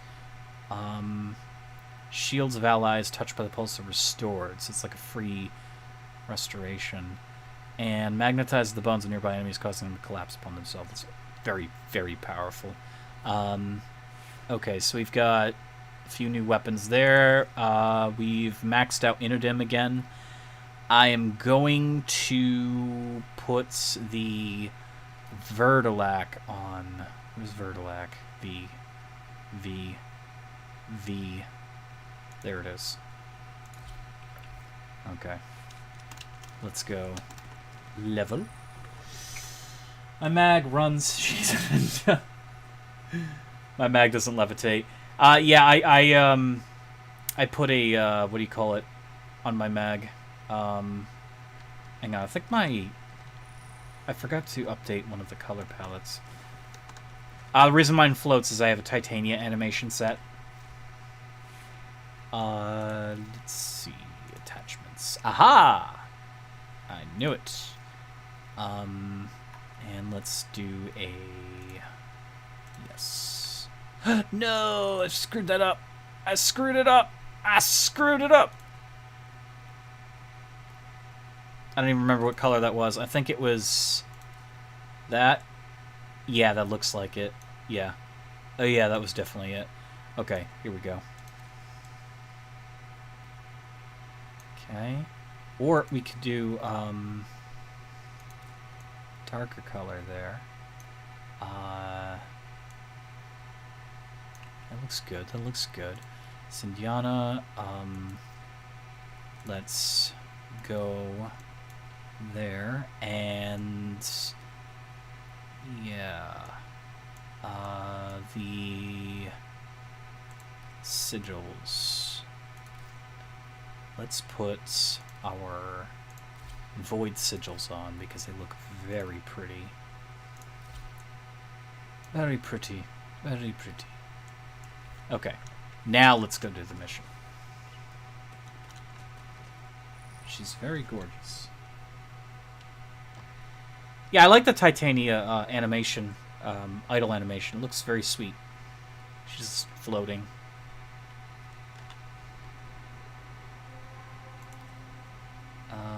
Let's do normal Sanctuary Onslaught, because I'm not sure I mean, we've got a lot of, like, mods to start out with, but I haven't played Mag in a while, so...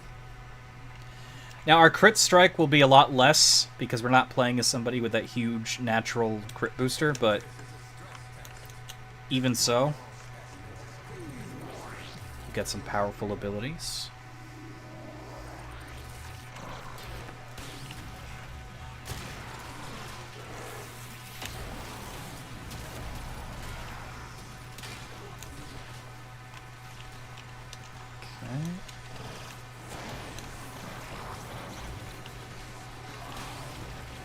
Oh god. Oh god. Oh god. What is happening? It's sucking in the phage.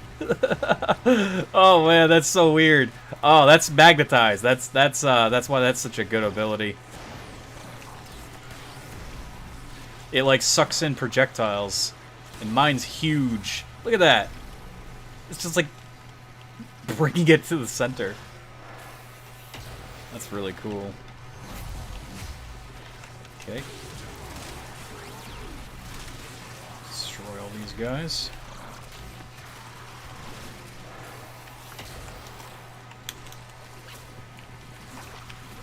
Oh, what happens if I magnetize? Invalid target. Oh, I need an enemy to cast that. I didn't realize.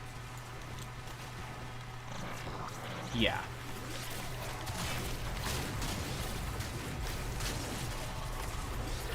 Okay, it pulls Vertilac to the center. It doesn't hang around though. That's kind of sad. I was hoping it would. I was kind of hoping it would spin around. Some Nadarok will do that. It will spin around inside the globe, which is insane, by the way. Boom.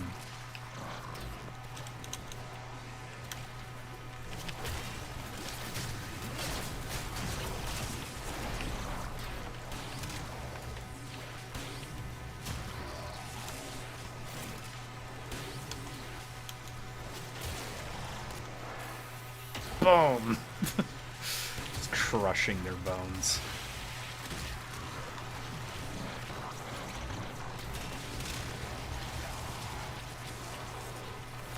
Very satisfying. Very satisfying. Mag is so awesome on his basic. Yeah, this is the primed mag. Primes are definitely worth it. That's why they're like endgame grinds. They're very strong.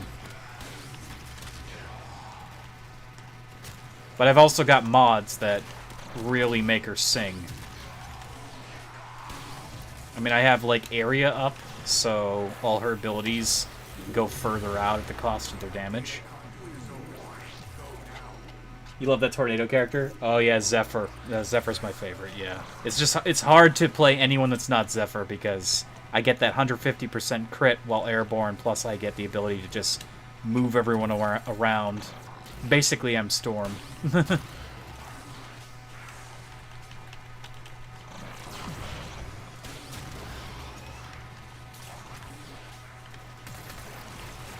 that looks kind of cool. This pistol's not bad, by the way.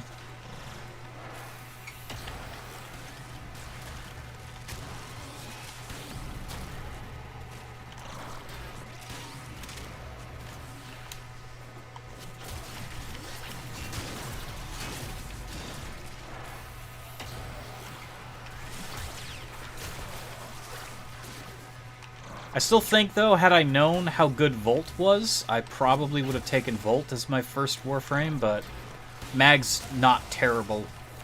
It's just Volt is, he's got some crazy early game, like, damage potential. Mag's got a lot of CC, you know, and she can help out her allies with their armor, but... and shields, but it's like, yeah, Volt can just wreck anything he sets his mind to. I was never going to pick Excalibur as my first, because Excalibur's boring as hell. He's not great. He's not great. Still better than Trinity, but...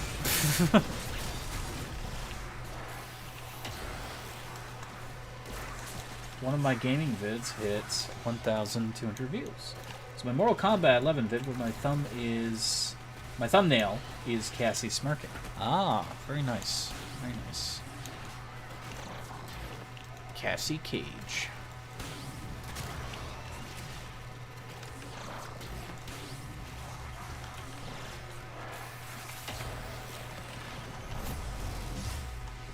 Give ourselves some more energy.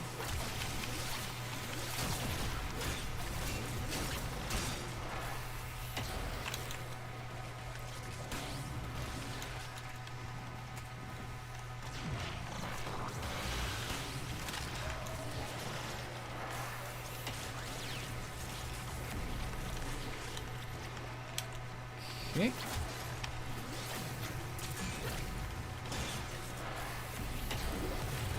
Let's go in. And crush. Easy.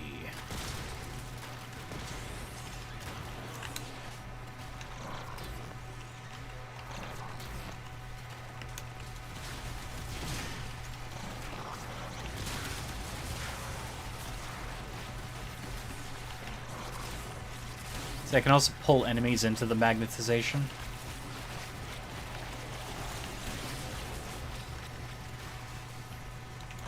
That's what you have pull for, really.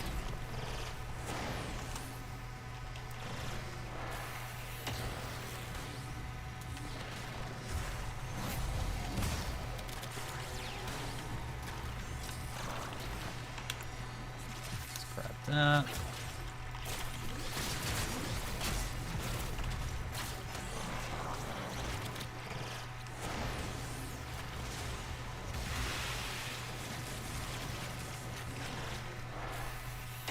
As awesome as her ult is, if I had to take something to subsume, I think it would be her ult. Because this ability, the third ability, creates shrapnel. So if you do this, and then you use the 3, it just creates a bunch of shit flying around that deals damage. But then on top of that, it also replenishes your allies' like reserves, so...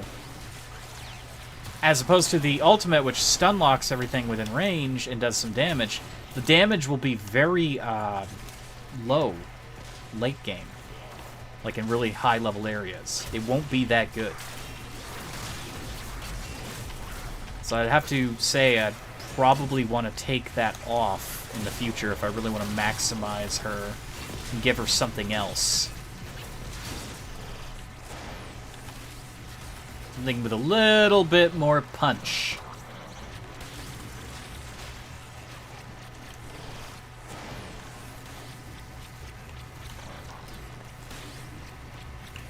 The only problem is I can't shoot it outside the magnetized because it keeps getting pulled back in.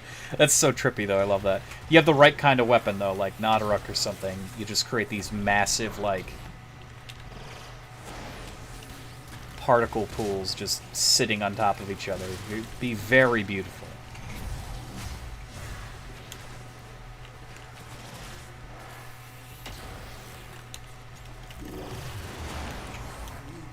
Let's go in. Why are you mag so powerful, OP? What the fuck? That's mods. That's mods. It's Mag Prime, plus I have quite a few mods. I'll show you after this, after I end this run here. I haven't even, like, this is my first time actually farming her, so she's not even remotely as powerful as I'd like her to be. And I figure, hey, we're doing that with the Phage. Let's not, you know, besmirch our mag here. Let's make mag just as strong.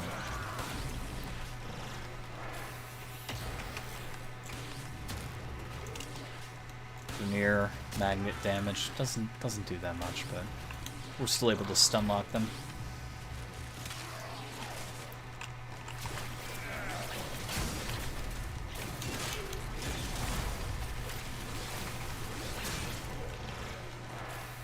Ah! Oh, I ran out of energy. That's not good. Coming, I got you, I got you, I got you. You're alive, don't worry.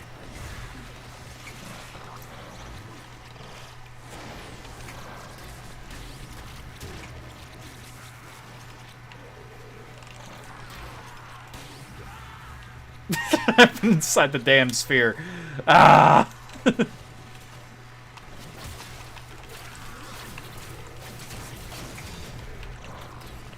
Let us not be trapped inside the sphere of our own making.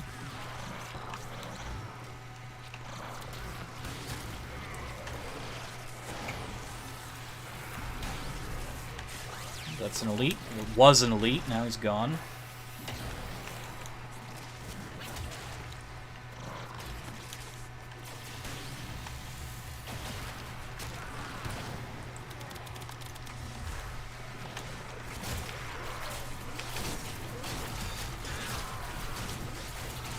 This whip is amazing.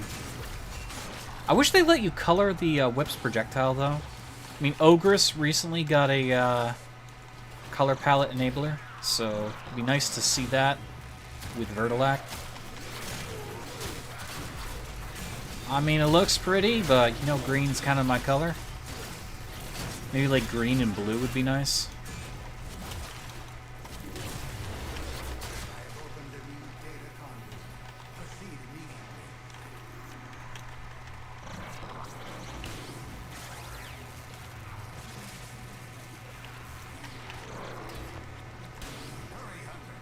Nobody else wants to go in, so I will sit here with them.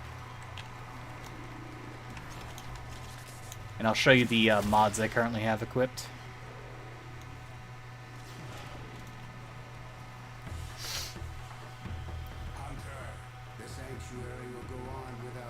You face your ex in Warframe, the dojo. He whooped my butt easily. Oh no. More experience in For Honor and talked all kinds of trash. Saying I can whoop him and get my butt whooped. Even Mortal Kombat, he whooped me. I ate my own words in MK. Oh no, I'm sorry. That's why we don't talk trash. Because we don't know. We don't know until we know. Okay, so I'll show you what I've got for mods already. And we're already 23 from 1, so we're doing good. So I have Growing Power on her, which honestly, I think I want to get rid of that in favor of Energy Regen. Because basically, whenever I hit with a weapon and I create a status effect, we get 25% ability strength. But I don't think that really serves Mag that well. Plus, we suffer when it comes to gaining... Actually, I'm curious here. Do we have... No, we don't have... Okay, that would be the next thing I have to do is make that... make this slot universal to allow for this. So, we have Energy Conversion. Whenever we pick up an energy orb, we get 50% more ability strength to our next cast, which kind of puts this to shame anyways. So whenever we get a blue orb, bam, 50% more to whatever ability we cast, which makes up for our low strength. We have Augur Reach, mostly for the ability range, but it also gives us overshields. We have Vitality, of course. Cunning Drift, which I would be putting it there, but we haven't unlocked her Xelis slots yet, so we'll have to do that. Stretch for more range. Overextended, the biggest range upgrade in the game. At the cost of strength, we get an incredible reach with our abilities, and Mag definitely makes use of them. Energy Max with Primed Flow, because we need energy. And I've got a slot open, but I don't have enough to really put anything there. So we got to figure that out. We've got to figure that out. Also, our Phage is at 21. Okay, it's fair. If Mag can use Cloak, it'd make her too OP. I mean, like, invisibility? Well, there is a, I do have a handy-dandy little, helper that can do that.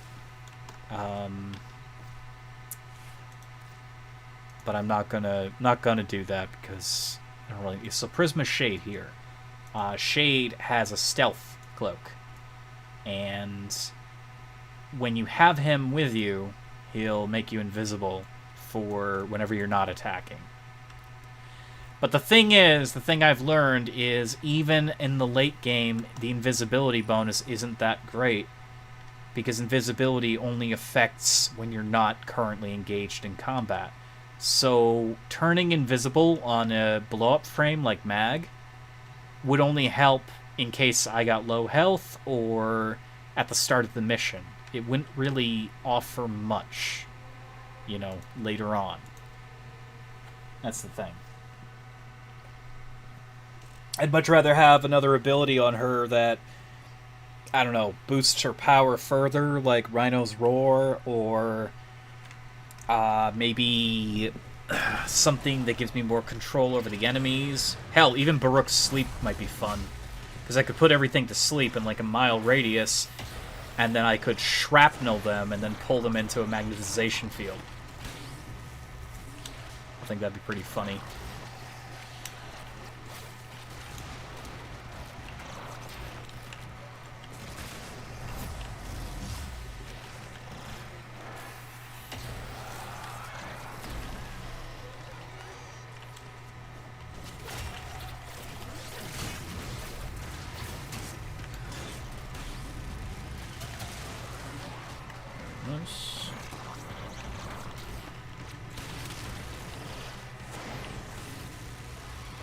That's so trippy.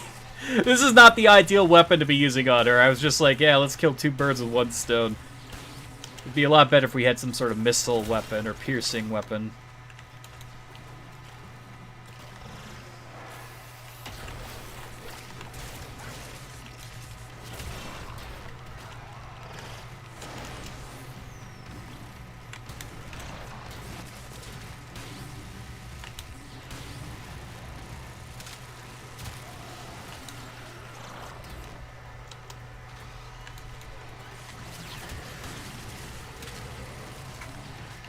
We got an Octavia, creating a lot of music. Ah, Electro-Orb! We just pull enemies into it.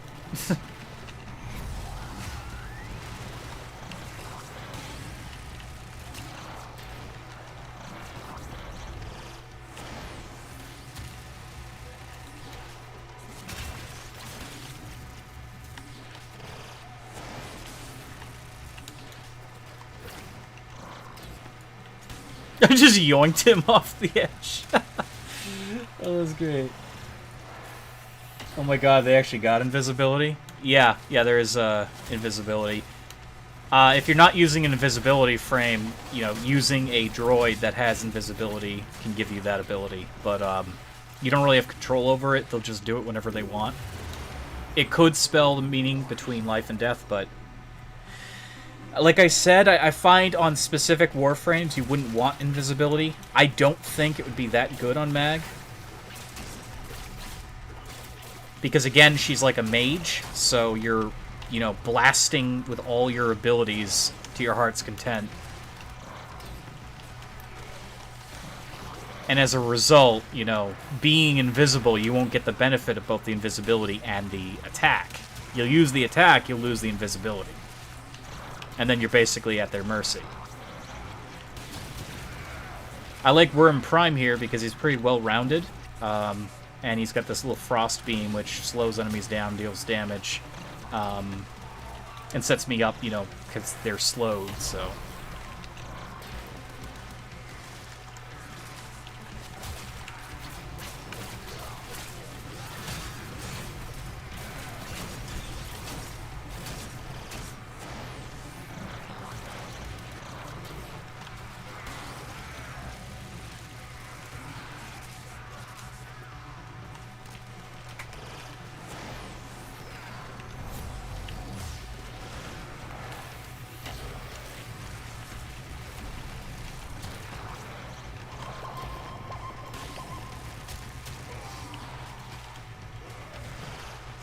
Yeah, Mag and the Tornado Girl I like. Yeah.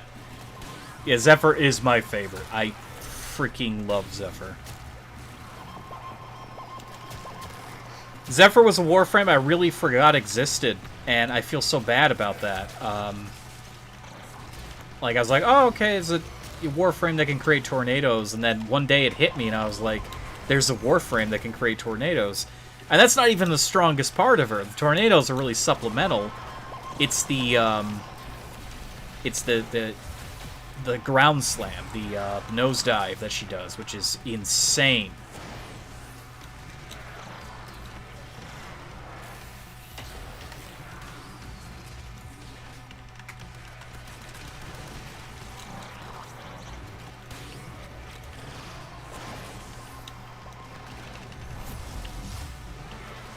Trying to make full use of my 20% power increase while I'm inside my own void bubble here. Every ability I cast inside is even stronger.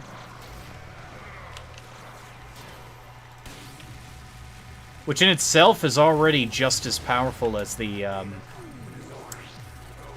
creating a status effect on an enemy. It's just as powerful.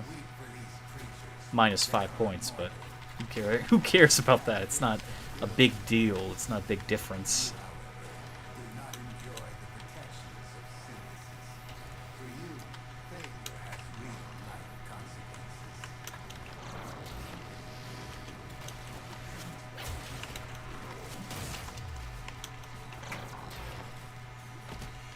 There's enemies here.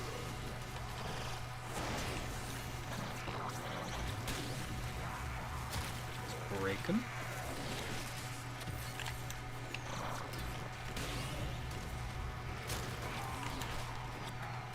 Now, if I had a Vauban or another Zephyr here, they could pull them directly into that magnetosphere.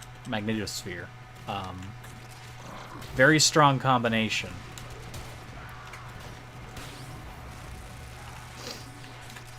I don't know what that blue aura is around me. Some sort of buff someone's giving me.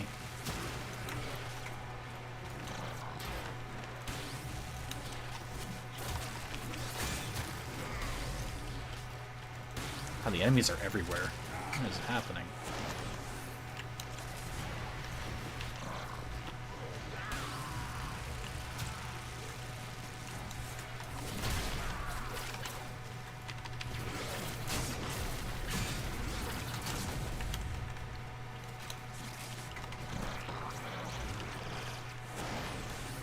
Die!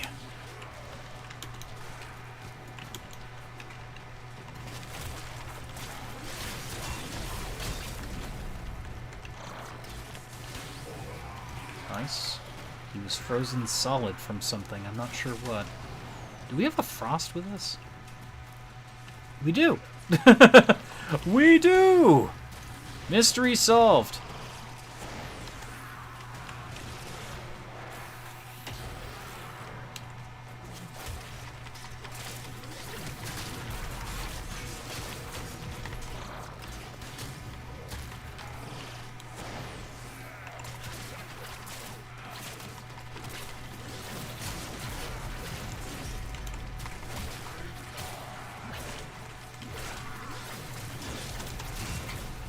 I want her, LOL.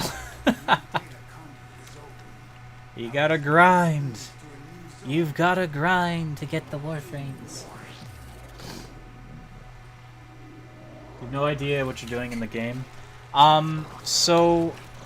I don't remember now. Zephyr Prime, like every other Warframe, requires some sort of mission to be completed. I could look it up here after this. Oop. Just nosedive and then hit him with the oof.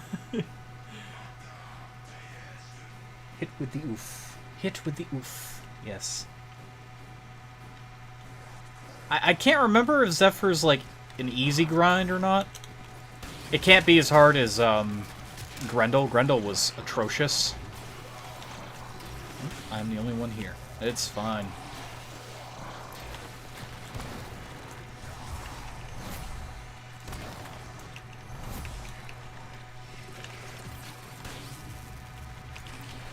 I'm still inside the magnet. There we go.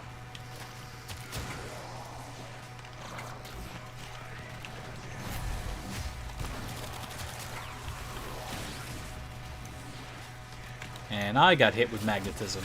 You'd think that Mag Prime would be immune, right?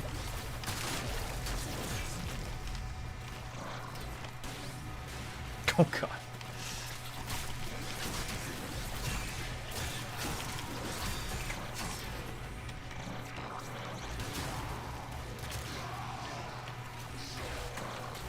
Get inside here. Yes.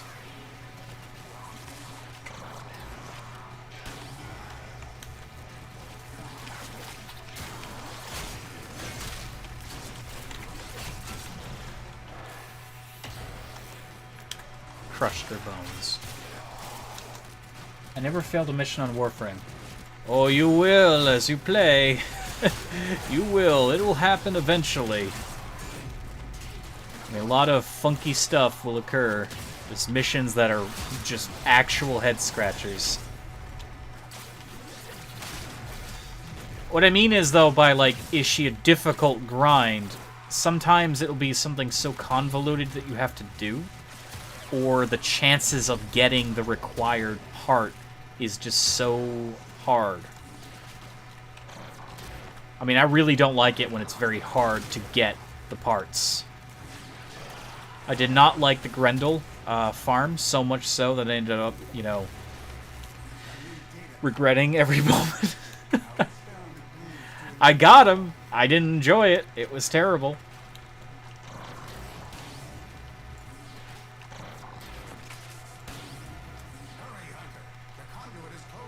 Can I just buy her? Yes, you can.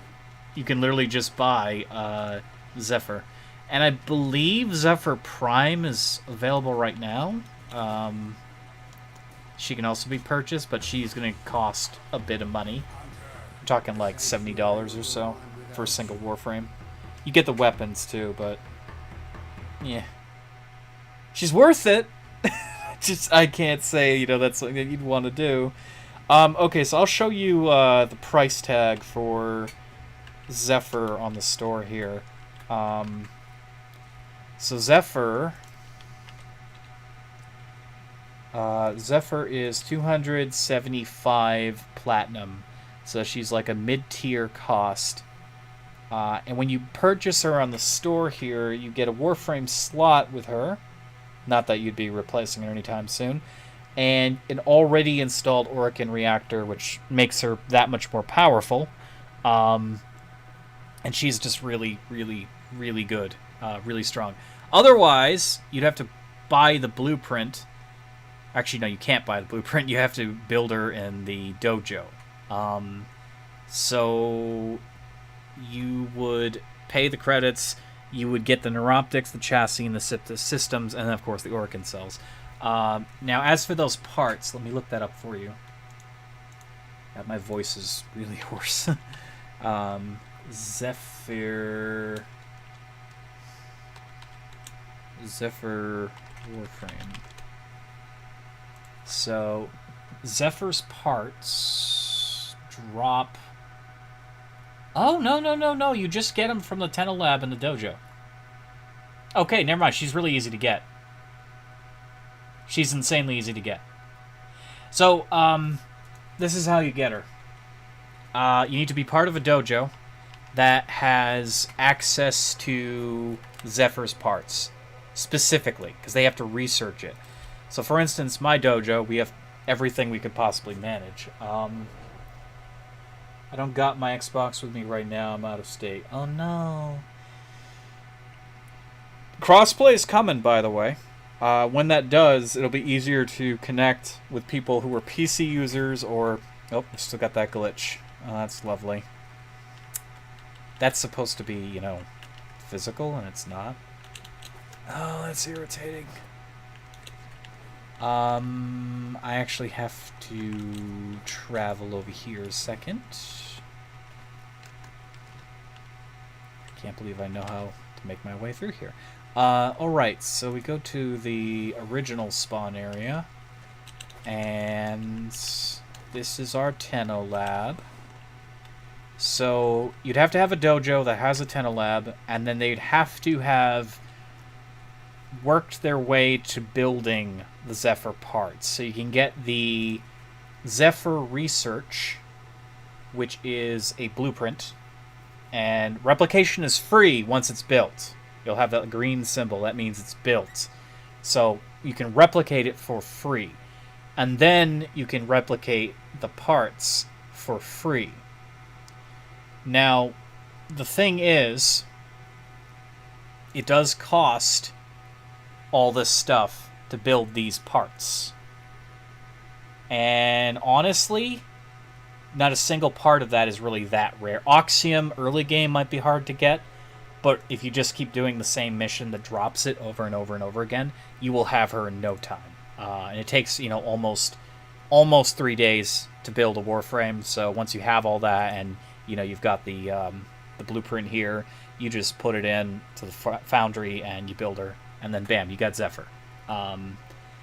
As for the Prime Zephyr, I believe she's still available right now, but she'll be really, really, really, really expensive, and you can't get her in game without using relics.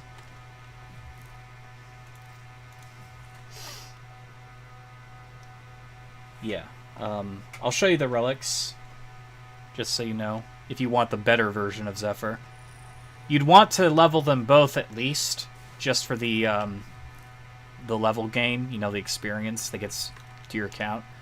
But Zephyr, so she's got... there's actually quite a few blueprints. Actually, I think these are all the ones in the game. Some of these are outdated, by the way. So let's see. We got systems, chassis, neuroptics, and then it's... Yeah, so these are the 3 that are currently in rotation. 4 that are currently in rotation. All these others are not in the game at the moment, or won't ever be. I don't remember which one is. It doesn't matter. These are the ones that are currently available. So you'd have to do the whole relic run stuff for a chance of unlocking them. This one's easy. You don't have to put points into it. You don't have to do any of this because it's in the common. Neuroptics, again, very easy. You don't have to put points into that. This one's rare, so kind of hard to get. And then this one is mid-tier, which basically might as well be rare, so kind of hard to get. But she's definitely worth it. Very, very strong. Apparently, I just need neuroptics now. Pardon? Huh. I can build another one. And I've got 4 of those. Cool. I'll have to run that. I was trying to get another Zephyr Prime, because they are really strong. Okay, so we got Mag to max rank again. Got 19 capacity. So what would I put next? I'm not sure. What about strength? Strength. We could do that. Could do that for some armor plus a little bit of strength, but I don't really think that's that useful. Aura strength, aura of effectiveness, that doesn't affect us at all. Increases double jump strength by 50%. I don't know. You won't be back till December. Oh no! You got suggested RuneScape to keep myself busy. Chose old school RuneScape, it's fun. Ah. Yeah, well, that'll definitely keep you busy. I'm not sure what I could do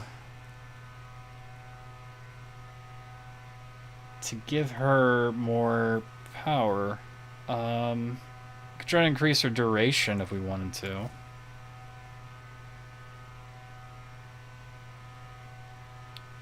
Duration does affect that. So duration, continuity. So that goes up to 22.5, and that goes up to 7.5. And this, I don't really, if I'm gonna get rid of anything, it would be her ultimate in the future. I don't think we're going to continue powering her tonight because that would take a bit still. But yeah, Mag is definitely a really fun Warframe.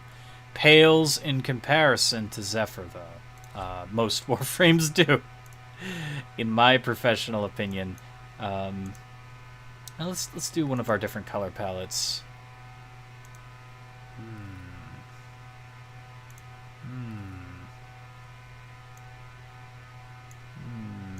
I think I want to go candy. Let's go candy Zephyr. Do I still want... No, not that. Do I still want that Cindiana on her? I mean, I like it for its... It gets the glaze of the ephemera. This doesn't. You know? That does, but I don't like that. It doesn't look good.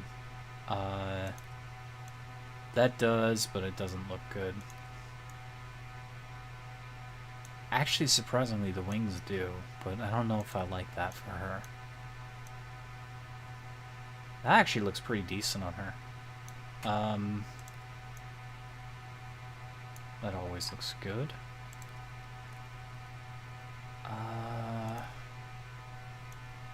That unfortunately does not get the glaze. It's kind of sad.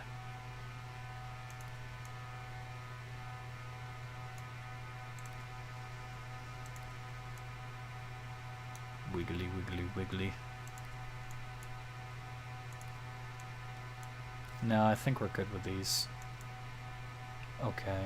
And the Phage. We have it at max rank. God, this thing is such a... It's such a work. It's such work to build. So what was the thing we were trying to get? We have that. Oh yeah, we wanted more crit, right? Yes. Okay, that's 4.2 multiplier. That's damage. That's crit damage. So we have a basic 57%. We have 150 from being Zephyr. Then we get 120 additional crit chance whenever we get a headshot. It doesn't have to be a kill. I would like to get fire rate next. We can't get that one that we have, but can we get... No. We really can't afford it. Oh no. We'd have to do one more thing. Plus we have this here, which we could put, you know, another vigilante supplies on. You gotta go? Okay. Super fun watching, catching up. Hey, thank you for watching. Have a wonderful stream and night, Garret. Thank you, Goddess. You have a wonderful week. Have a wonderful couple of months, too.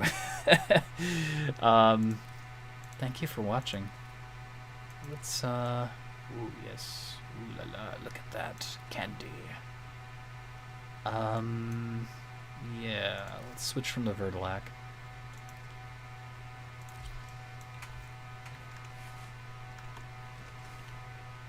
So I want to see how that performs.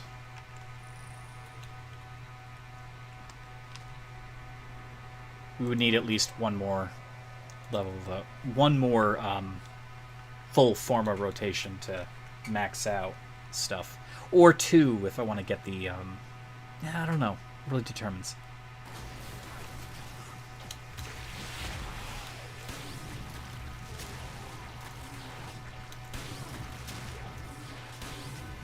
Okay.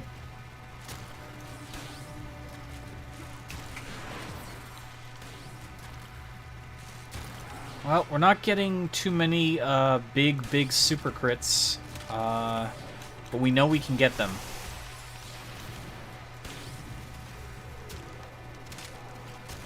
We know it's possible.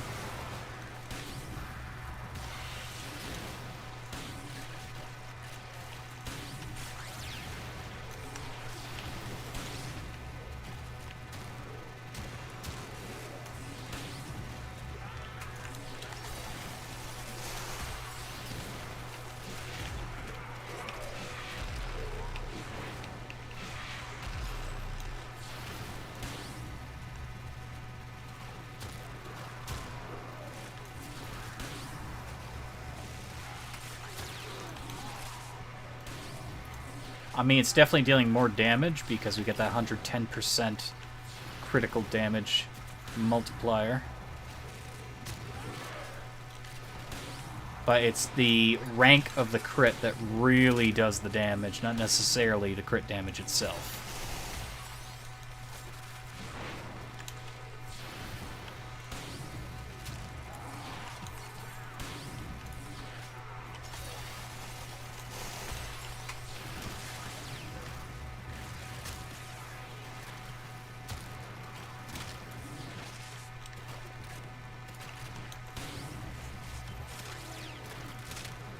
Definitely seeing overall higher numbers.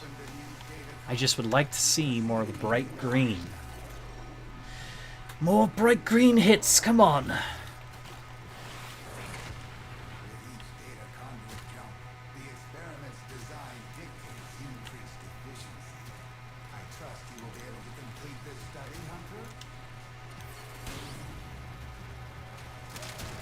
There we go, there's one. For 6,000. I mean, that's pretty good for a single shot. That's a single beam hitting for 6,000 out of all the other beams that could hit the enemy.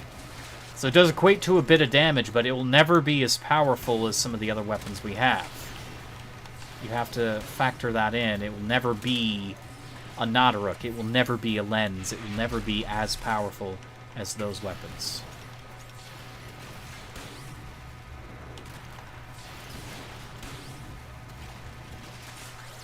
I mean, I think crit is viable on this, but I do think it's more of a status weapon, maybe. That seems like what it's intended to be.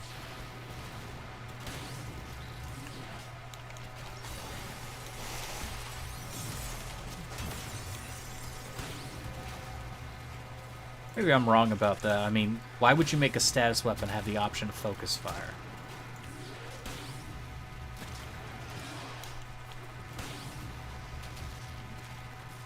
I mean, that seems like a waste of time. It's like, yeah, I'm gonna make a status weapon that's designed to do damage over time or effects, have an ability to increase its power by focusing every shot into one shot. And maybe that's not the way here.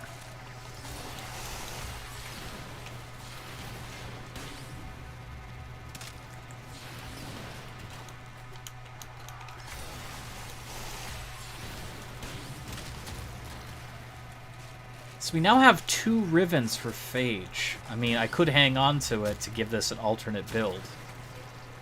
This one's multi-shot and damage, and it's quite a lot because no one uses the Phage. It's got max, like, adaptability with Rivens, but if I can re-roll that other Riven to be nothing but crit damage, can you imagine what I could turn this thing into? I mean, the multi-shot wouldn't even be that important, to be honest, at that point. It would be all about the crit.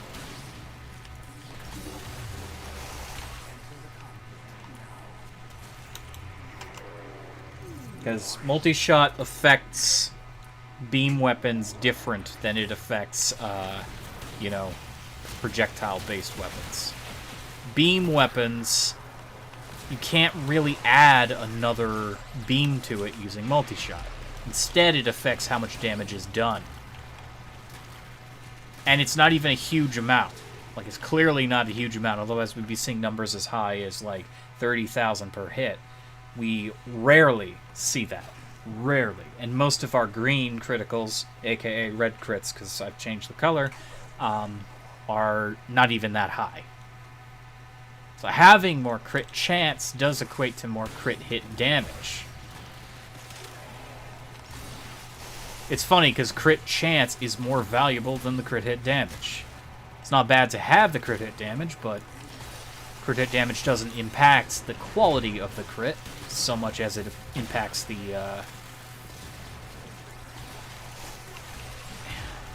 crit hit damage really just impacts the overall critical damage.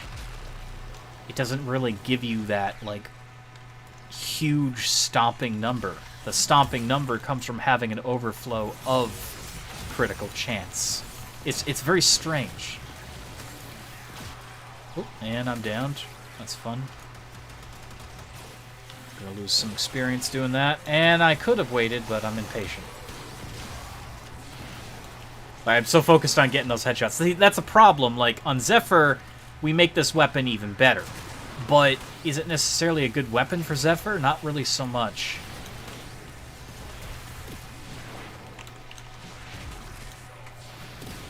Because it leaves us very exposed. It doesn't do enough damage to clear the targets. And these guys are elites, and they're going to kill me. Yeah.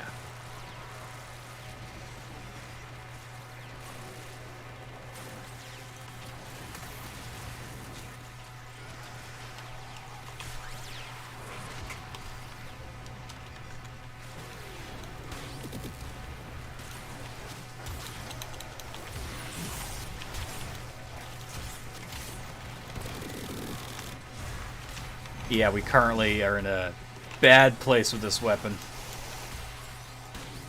These guys just... And that's what I'm talking about, like, Steel Path would be 10 times worse than this. This just doesn't have the push.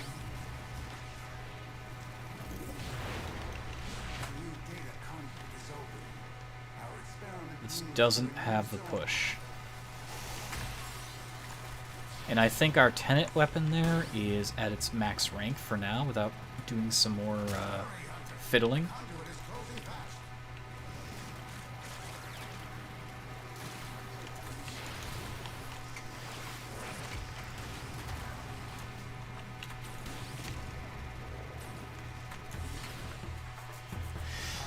Okay. I'm sure there's a preferred way to build this. I'm sure there is. To make the phage really sing, but let's re-roll our Riven, our extra Riven a few times, because who knows? I mean, it might just be a matter of I haven't gone deep enough in the crit chance. Honestly, you can always go deeper.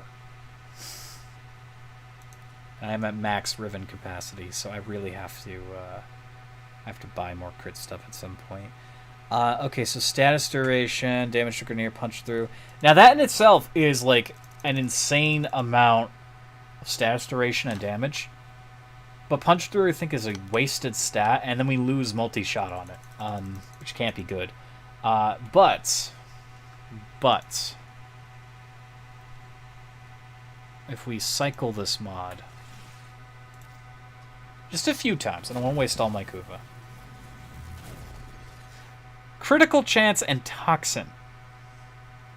Now that's a huge deal.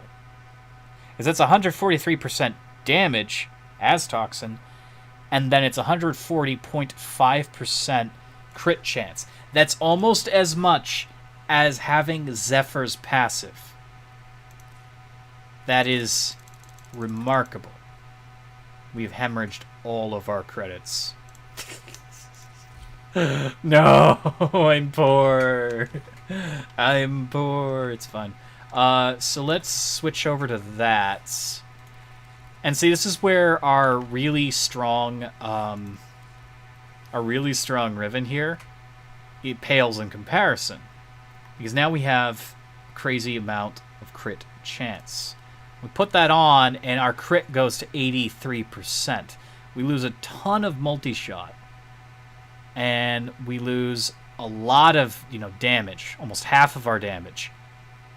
But here's the thing you need to understand, is now, say our damage went down, but not by too much with viral. It's still viral damage. It does double damage. And this thing has status per projectile, and it already is a beam weapon, so it doesn't really matter about the multi-shot so much. It's my hope that we've just transformed this. 83% from 57. That's a massive jump. It's a massive jump. It's my hope that we've just further stupefied this weapon. Made it absolutely ridiculous. I'm not sure what I would add to this if I had to add something. I guess crit chance, maybe? Because why not? First of all, I can upgrade this. Do we want to use an Arcane Catalyst, though? I'm not sure if I'm sold on that weapon yet. I do need to level it up one way or the other to get, actual credit with it. So this is our current phage, and again, we still have room to improve by 2 mod slots. But sorry, this kind of became a phage stream. I didn't intend it to become a phage stream. I was thinking more along the lines of doing dumb things with the Ogress and other weapons, but here we are. So let's go to normal Sanctuary Onslaught. That way we don't kick the bucket every time we run into an enemy we can't out DPS. And what we've accomplished here with this new Riven is just further padding our crit chance. And that's what I'm telling you is, again, crit chance does equal power. It's worth so much more. So much more than crit damage. We have a lot of crit damage on this. Is it actually going to be worth it? Well, we killed everything instead of actually... Yeah, and we have a Volt, so... Maybe not be able to do everything we want to do. Okay, I'm not seeing greens just yet. Which, I mean, will happen. We still gotta get... Now, I can't use any of the galvanized mods with this, unfortunately, so there will be an upward cap of what we can actually accomplish. But if I had the galvanized... Actually, wait a minute. It might be because I just don't own them. I don't think I bought any of the galvanized stuff for a shotgun. And if I didn't, I should totally go and do that. So the galvanized mods allow for further progressive sort of power gain, power creep. And you have to land headshots. You have to land headshots. Now, if it's kill by headshot, that might be a bit of a problem. I know that the current mod we have is on hit. No, I think it's just on hit. I think it's on hit. It's similar to this one that we have. It's just better. But that could completely change this weapon for the better. Because we'd be getting even more stupid power out of it. We had a green crit there, and it was a lot. I think it was a lot. I don't know. What I'm trying to do is see more and more super crits.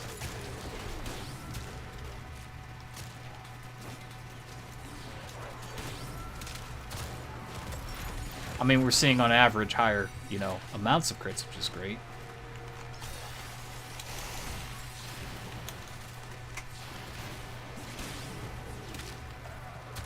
See, the problem is these enemies are also dying in one hit, and we're not always hitting their heads, so we're not getting that refresh on that bonus. If we hit them in the head, that's an additional 150.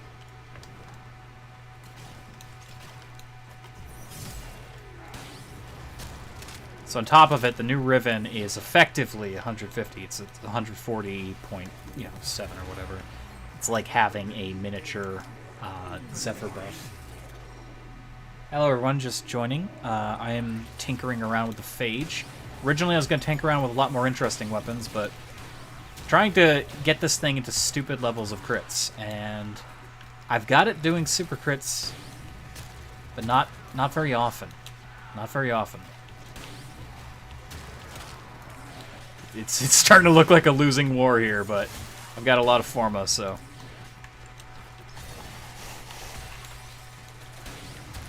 Yeah, they just die before I can get the headshot multiplier. They're too weak. We should have gone in the elite version.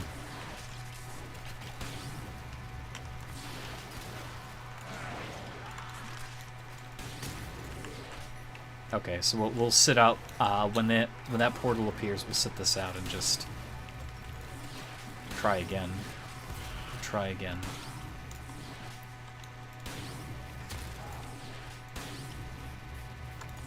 We need the enemies to be stronger.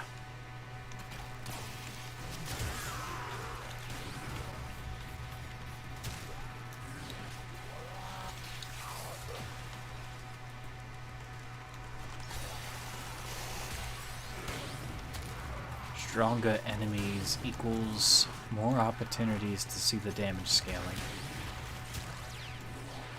I mean, it's doing more damage than it was. We're seeing thousands straight out of the gate. So again, having more crit chance is giving us that opportunity to get the higher tier crit, which is worth more. More than basic damage. Basic damage does help, but you can't argue with the crit. It's so darn good.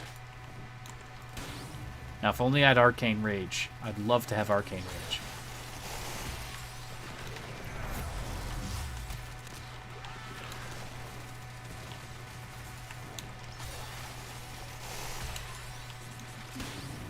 I still gotta work at that. Unfortunately, that requires killing Eidolons over and over and over and over again. It's probably one of the last great grinds in the game. I could have bought Arcane Rage had I known I would be doing primarily crit weapons when Orphix Venom was out, but I missed that boat twice. It came out again, and I missed it. I was like, oh, I don't need anything from that. I did. I forgot about the Arcanes. Okay, so we're going to sit this out. We're going to go to the higher level Simulacrum and try to see what kind of numbers we can pump out. Or I could go straight to Steel Path, but I don't think it's ready for Steel. I don't think it'll ever be ready. I do not believe this is a Steel Path weapon. I don't think it will ever. It's just too weak. It's too weak. You compare that with Nadaruk, you know you're getting 3 millions, 10 millions, and that's every hit. But this is like barely going over 20,000 on occasion. Oh, we just had a green crit there. Okay. Yes, the Sanctuary will go on without me. That's good. That's fine. I'm glad it's going on without me. But we're going right back. We're going right back. It's fine.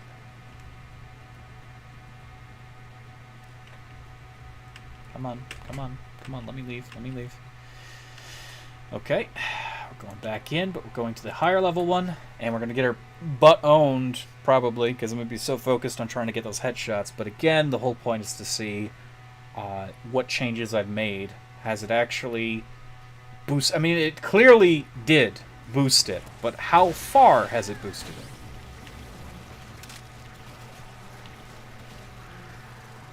I can't even tell if I hit their heads or not.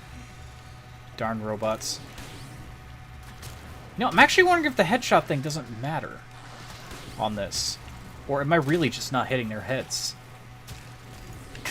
Because I'm not seeing the clover appear in the upper right. Grineer are weird anyways. They got a lot of bulbous armor. That was a green crit for 1,000. That's not a lot.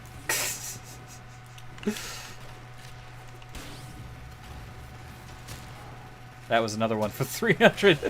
Okay, there we go. We're starting to see more consistent numbers.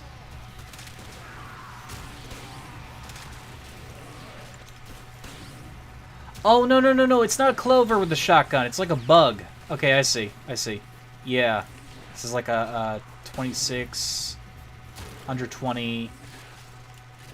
Okay. That's fine. I was mistaken. I thought it would be a clover, because I know with most rifle weapons it appears as a clover, but not this one. Yeah, so we just got 2 in a row there. So the crit is doing a lot. It's just the numbers of the phage are not good. That was 4,000. It's a beam weapon. I don't expect it to ever hit as hard as some of the other stuff out there, but I don't know. Kind of like some courtesy here. The weapon is... It's fun! Remember what I said? I think the exploding, like, AoE thing, I wasn't sure how useful it'd be, but it seems to be actually doing quite a lot with these higher level enemies. Because it blows up... That was 36,000. And I think that was an explosion. Yeah, hang on, hang on. Maybe the exploding is critting and doing a lot. That was 36,000. And I don't think that was a beam. There's no way that that was a beam that did that, because our beams are not averaging over, you know, 10,000. So that's 10,000, but the average is far below that. Let us break this game a little bit further. Let's go through. Okay, okay.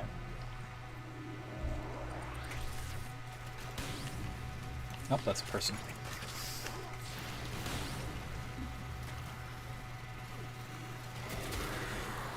But see, we have that problem when you can't kill an enemy, you can't deal the exploding damage, so...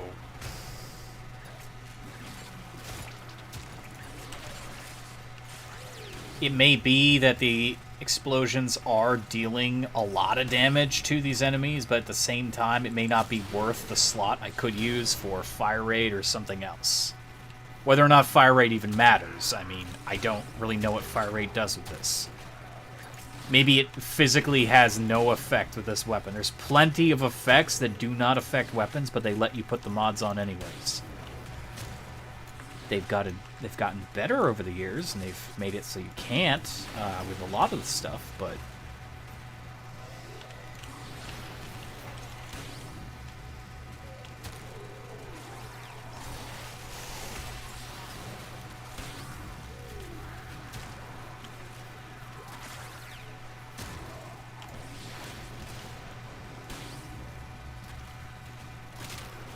$17,000.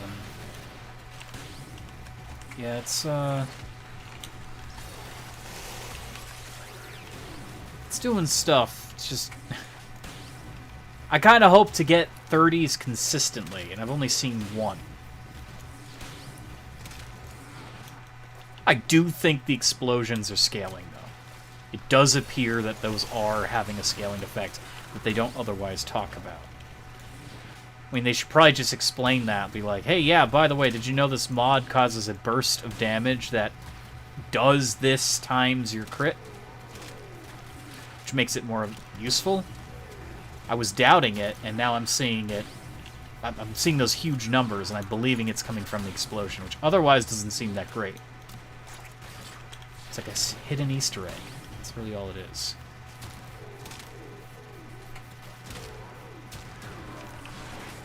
Yes, I mean, on average, pretty damn good numbers. And it's holding its own. These enemies start out at level 40, and they go up to, like, 60 or 80 or somewhere like that, so... I mean, against basically end-tier, end-game enemies, this is pretty good.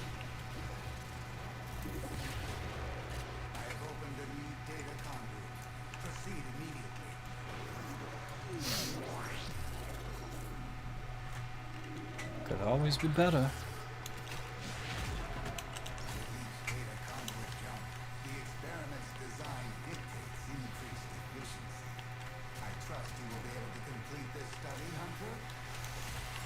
I trust you'll be able to complete this. No, I don't want to. I just want to play with my number theory crafting.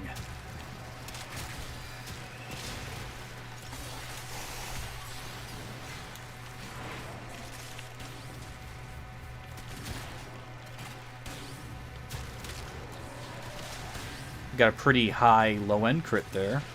I don't know what that was, but I think that was almost 30. Might have been over. See, another problem is the numbers happen so fast. It's really hard to tell what you're seeing. We're getting some toxin damage strikes, too. Because remember, our Riven has toxin damage on it, too. So... we're not only just getting the viral damage, we're getting straight up toxin, which can also apply its own status effect, which will do trickle damage to an enemy. Not that the trickle damage will really matter against enemies that die with a single condensed blast, but an enemy like that that survives, yeah, see, he's taking toxin damage. And he's taking quite a lot per second. So we have really boosted this thing's damage by quite a lot, and now it's got that unintentional but beautiful result of just melting an enemy after we've started reloading or we've changed, you know, our aim. So against a target that we're focusing with a huge health pool, yeah, their health is ticking down quite fast. It's just trying to get those crits up even further. And again, kind of makes me wonder if it was designed to be a status weapon, even though it's clearly got that whole, like, rifle shit in mind. Wait, I actually wonder if it does more damage if I just... No. Don't know. I don't know. I think the condensed version does more. I think it's supposed to do more.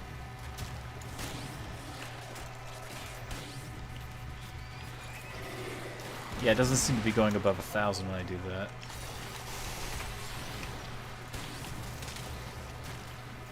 When I do that, though, really strong.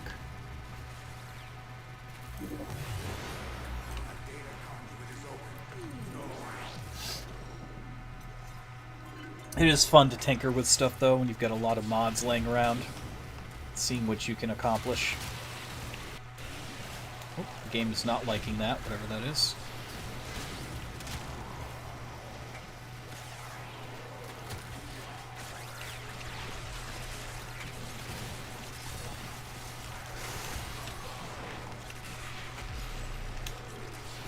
And of course, when I could just kill them instantly with a headbutt, I mean, then it becomes a matter of, well, does it even matter that you're using a gun?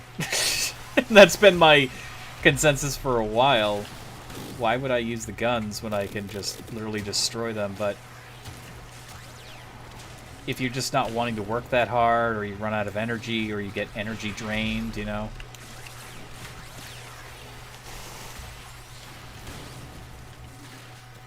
Having a weapon that can obliterate your foes in a matter of seconds is very useful to have.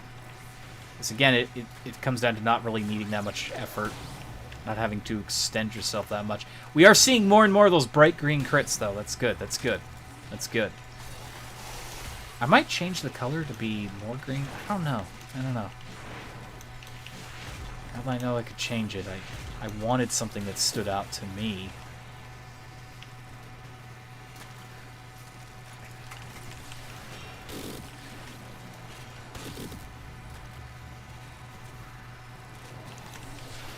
Maybe red was the better color to begin with, because you can definitely see red. Red is red, man. Red is red.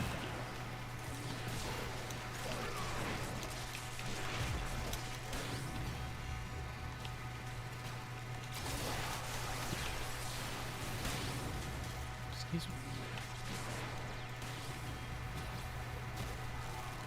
No!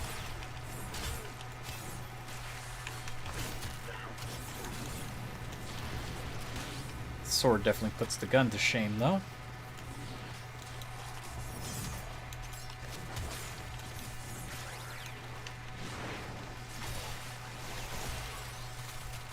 Rank 34.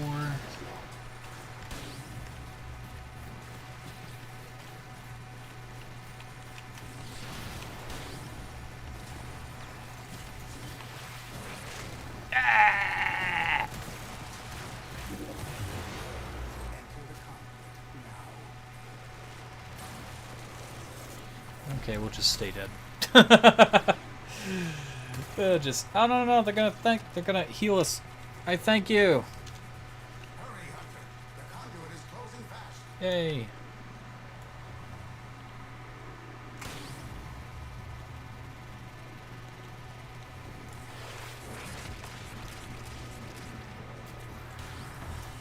Alright. Hunter, the sanctuary will go on without you. Getting a lot of radiant relics though doing that, which is nice. Is that it's not max rank obviously, but is it the max rank from what we have? It still has a bar, so I don't think it is. I think it can go up to 36 at the moment. We definitely want to try to build that up, at least for the experience. So my consensus is, again, in order to even if I can get the crit up even higher, which I'm not sure I have a way of doing that without that one arcane, because we can't use blunderbuss with critical deceleration. We can't do it. We cannot do that because of the fire rate.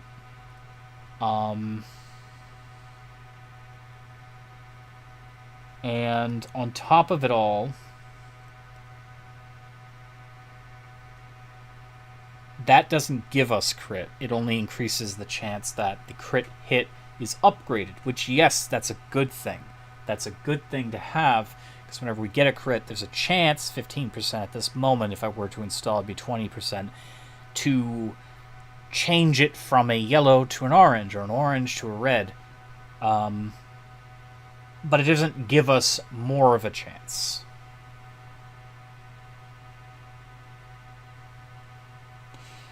Modus setup.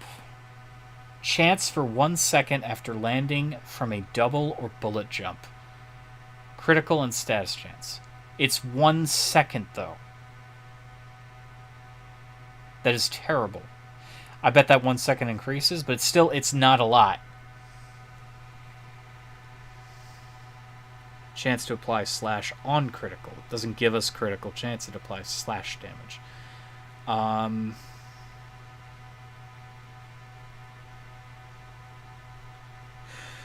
Yeah.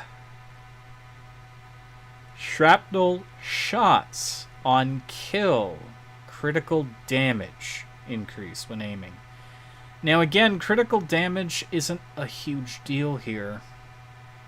I didn't even think you could equip that. You can. Interesting. Okay. Critical damage isn't a big deal. It's the crit chance you want to have a higher amount of. I'm not saying you'll be terrible with this, because we have a huge critical damage multiplier, and even at its base level, you know, that's probably adding... well, it's actually not adding that much. Yeah, it's... There's no real way to 100% boost this further. You could pray for a better Riven, but that's really damn good for what it is. This would be better if it came with a bit of cold damage and it was basically just viral by its very nature. That'd be awesome. It isn't. Another thing I could do, a little trick workaround, if I tried to get, I think it's heat. If I tried putting heat on this... No, not gas. Sorry, not heat. Not heat. What's caustic again? Caustic is electricity. So, for instance, if we had corrosive, it deals up to 80% of the target's armor value. It removes it. It completely removes their armor. So armored enemies would take more anyways, coupled with viral. That could be good. It just means that the amount of damage is going up exponentially, which is a little bit more than crit damage at that point, because all the crits we're getting are just even more so effective because they've got no armor. The problem I have with this, though, is, again, as for the actual number for critical chance, trying to boost that even higher, we would need an arcane for that. And I said the perfect arcane is the one that I'm going to have to spend a very long time farming, and that is Rage. No, it's not Rage. Wait, which one is it? I don't remember now. Was it Rage? On critical hit, no. On critical hit, fire rate, no. Critical hit, no. Damage, critical hit. I mean, so that's great, but you have to get damage for that. Although that is a big boost. To be honest, that is actually a huge boost. I don't know where you get Avenger. Huh.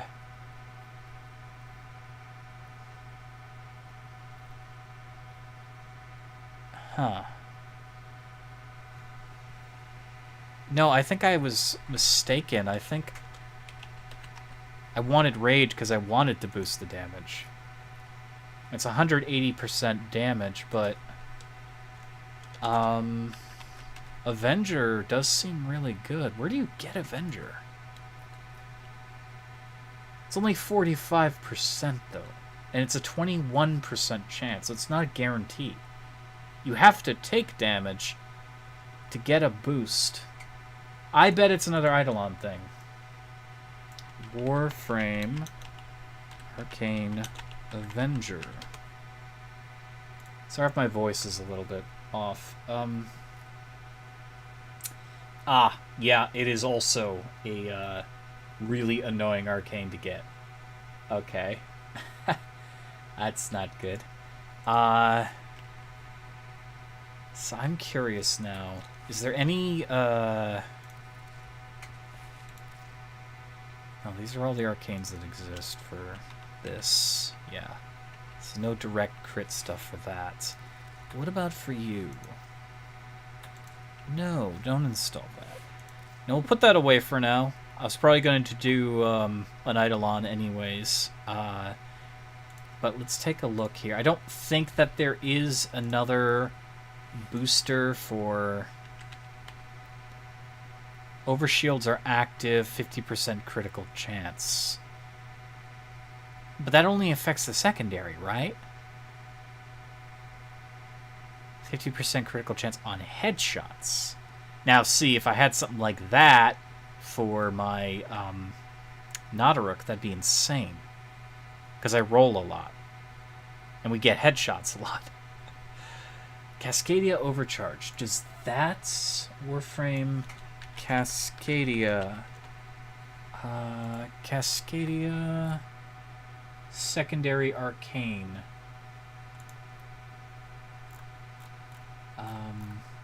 I probably shouldn't have clicked that. I need to overcharge. Overcharge. Cascadia Overcharge.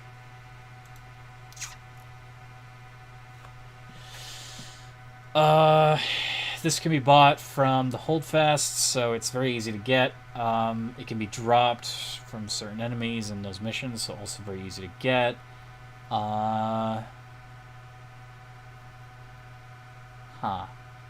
It only applies to the secondary weapon. Crap. Crap. That is unfortunate.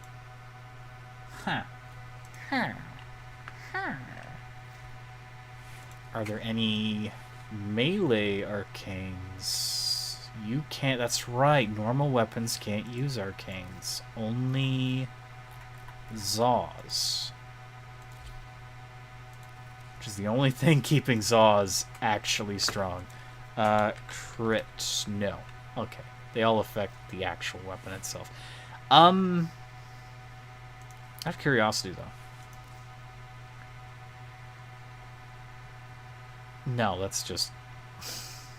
That just holds them in the air.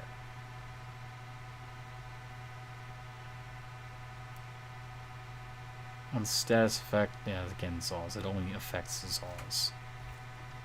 Now, there are operator arcanes that may be overlooked here. But I don't think there's any that are going to really give us exactly what we want. So if I type in crit, we get nothing. So let me do damage. And this is just overall damage. I mean, I could, on Void Slaying, reduce enemy resistances to puncture by 65%. The problem is that requires me to be the operator to do the Void Sling, and I don't know if this is a thing where I have to Void Sling through them, or what. But that would improve Notaruk's damage, but only the puncture part of it, by 65, which can still be a big number, and the same here with heat, you know, which we don't do. That's damage reduction. And that's heat damage increased in operator. It does not affect us. Yeah, so... Really, Arcane Rage seems to be one of the only ways we can get extra damage. Ability strength on operator ability. Heal each other. And then there's this, which appears to be the only way. But that's a very hard arcane to get. I'd have to wait for a special event and just buy it all. That is the next thing I will do. I mean, the second there's a big event, I will be doing that. Fire rate for a primary weapon, that'd be terrible for what I'm trying to do. Yeah.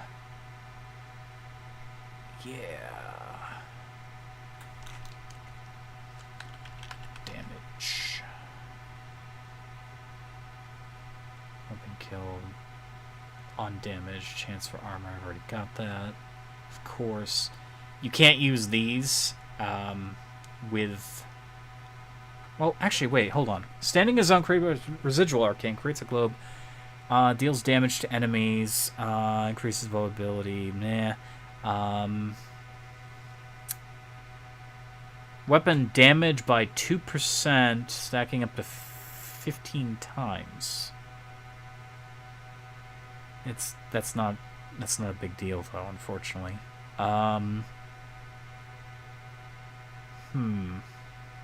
Melee kill, 30% chance for 50% primary weapon damage.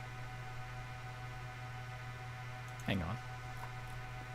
300% primary damage increase for 12 seconds. 180 damage. But it has to be a melee kill. Now, with the way I play Zephyr, we can actually upgrade this, by the way. The way I play Zephyr, this could actually be very powerful, because I do oftentimes take a melee weapon that has a projectile, and it will no doubt kill something at some point. And that's damage. That's flat damage, and it's actually higher. This is more consistent, though, because it's a 15% chance for every headshot, and since we'd just be using Nautaruk, we'd be getting headshots and getting 180% weapon damage for 24 seconds. But if I kill something with my really, really, really powerful spear, for instance, we are going to get a crap ton of damage to Nautaruk for 12 seconds. That's a higher chance whenever I kill something with a melee weapon. It's not crit, mind you. It's damage, but it's 300. I overlooked this one. I feel stupid. Increases damage of companions and summoned allies. It's only for summoned allies, though. You have to stand in a zone, which sucks. Shield damage. Again, Avenger is just very tempting. Yeah. We're theory crafting here. I'm sorry if this is boring for some people, but I find it interesting to see what I can kind of push the game to do. Headshot damage. Secondary weapon, that's garbage. Wall etch. Shield damage, no. Okay, so... yeah, where do I get primary charger? Arcane primary charger.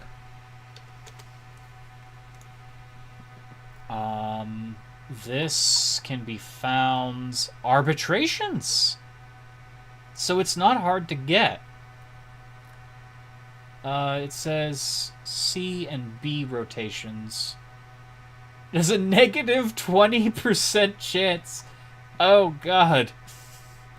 So I say easy, and then it's like, by the way, it's incredibly rare. However, we got 3 of them, so it can't be that rare. Okay, so I think I'm going to do some arbitrations then. Which means we're going to go to Nautaruk. Because I can get some crazy borrowed power, you know, potentially, thinking about that. We're going to change our appearance back to ye old Angel. And... yeah, see, what I'm thinking is I kill something with Barb of the Underworld. And it's going to, you know, boost us in damage-wise. Since we already use this as a ranged weapon. It's a very powerful ranged weapon, which I still think I can make even stronger. I mean, see, I've got Umbra stuff, which boosts its power a bit. This isn't even maxed out. But I can also... honestly probably take off Condition Overload. I mean, that's decent.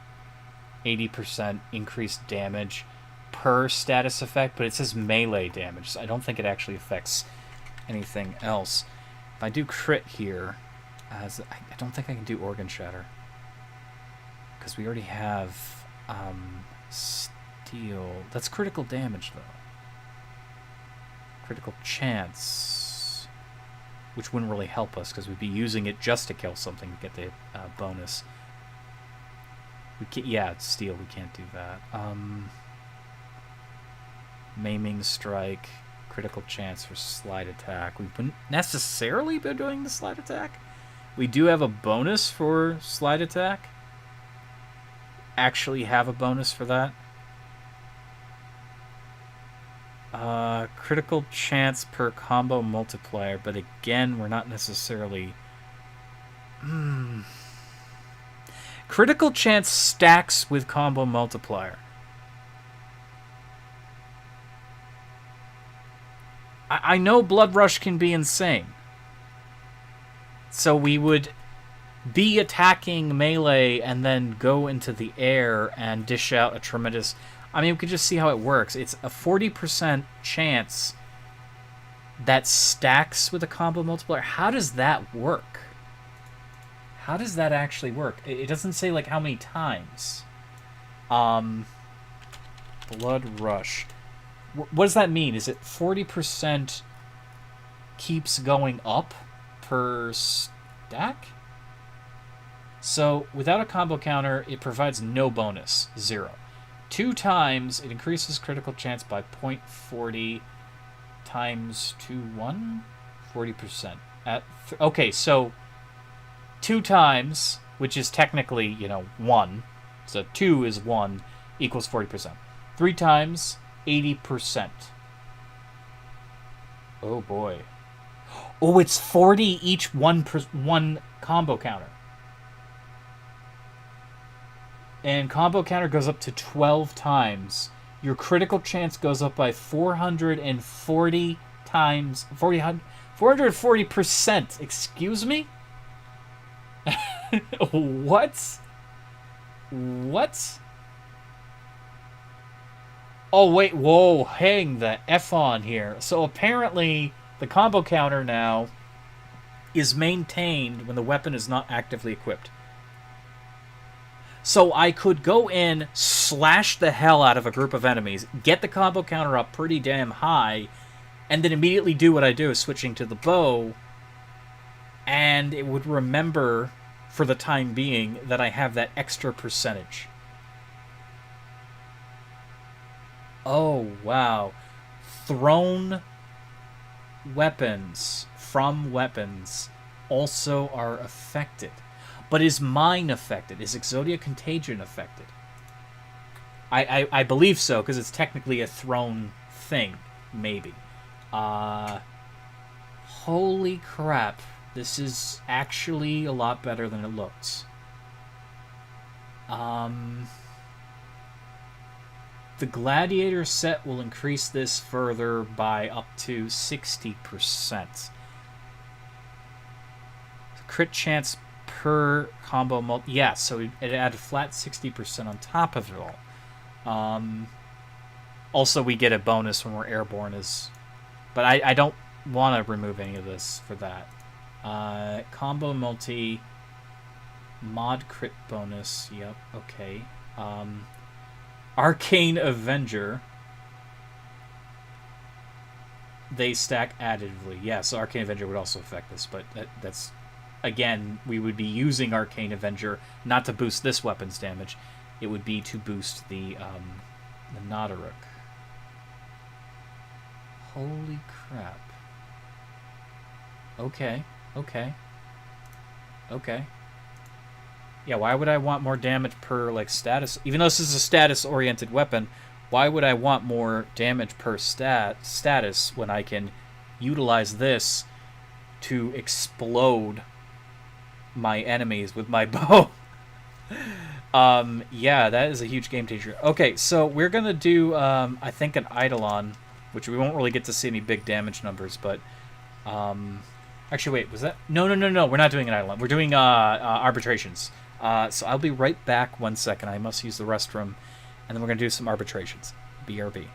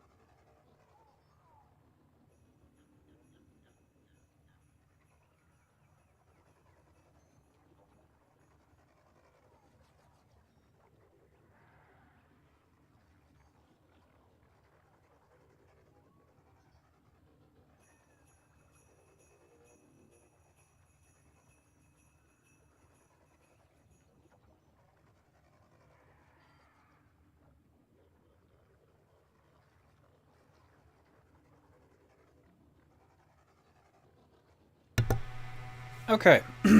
Sorry about that. I'm back. I am going to do arbitrations. Now, arbitration is a alert quest that can be done once every few minutes. It is very useful. This one's a disruption, which fortunately we cannot bring Zephyr for that because our threshold for failure is incredibly high.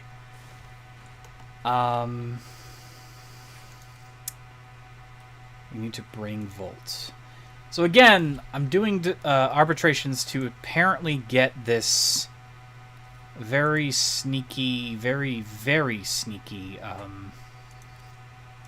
thing.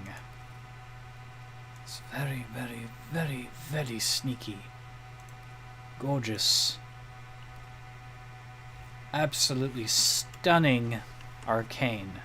That is apparently easier to get than the one I was looking at prior. But I don't know how long people will want to do arbitrations, as it drops in the B's and the C's, apparently. Hey, Dutch, how you doing? Can I play with you? I'm not really... I don't really play with viewers so much. I'm a very shy person. I'm sorry. I have to get to know somebody over the long course of time before I'm comfortable playing a game with them. That's just who I am. But why? Because I'm a very shy person. I have social anxiety, and it's easier on YouTube, but it's hard to people.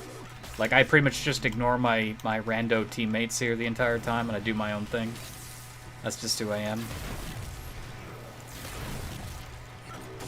I mean, if I randomly bump into a viewer in-game, that's different, but, you know, I don't really seek out attention. I'm not about that life. I used to be a lot worse, though. When I was in school, like, I'd be in the corner. If any corner in any room in school, I would literally be in the corner and absolutely would not talk to anybody. That comes from a long life of neglect and abuse. So I'm just that's my natural state is one of caution. What was I doing? I was like trying to attack that thing. I don't know why I was trying to attack that. Maybe in the future I'll be a little bit more comfortable, like just randomly doing stuff like that, but I've had a very hard time coping with, you know, online communities and such, which is so strange being part of a very small community. It's hard to put myself out there, I guess. Well, he died anyways. I don't know what I was doing. I was like trying to aim a shot, but I'm not playing a Zephyr at the moment, so. I have to aim for the robot. Yes, good, good, good. So hopefully I can see the arcane drop. You were in my mission, that's why I joined. Oh, I was. Oh, shit. Yeah. I did not know. I did not know. Yeah, like I said, I pretty much just ignore whoever I'm with, unless they're like an actual like close friend that I know. That's just who I am. I try to, as much as possible, distance myself from people. Which I know that's not healthy, but that's, you know, part of my damage, unfortunately. Oh, you should see me when I trade in this game. It's terrible. I usually have one of my friends do it for me. I hate trading with people. Because then I have to go to their dojo, and I have to mostly converse, and I just don't like it. I don't like it at all. I am a mess. I put on a brave face, but I'm a mess. I am the shies.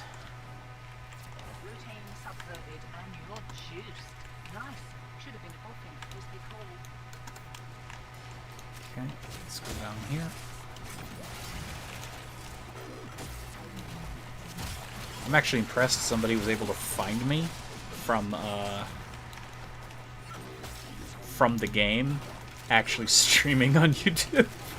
YouTube does its best to bury my channel.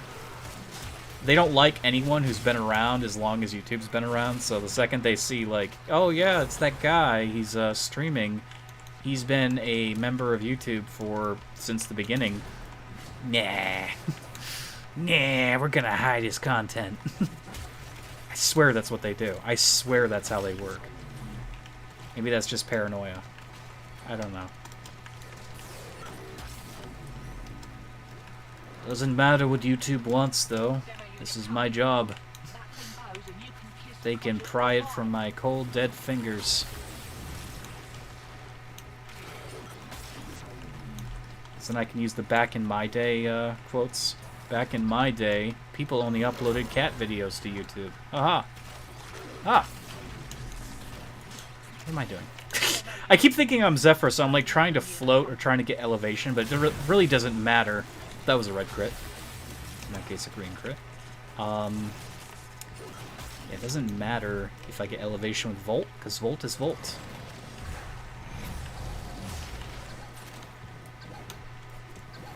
Oh, there he is.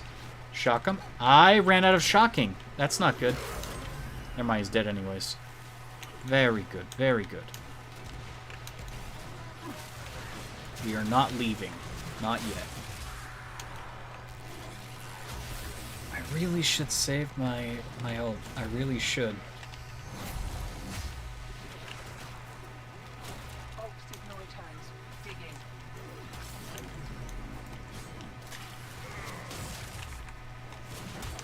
Let's grab this.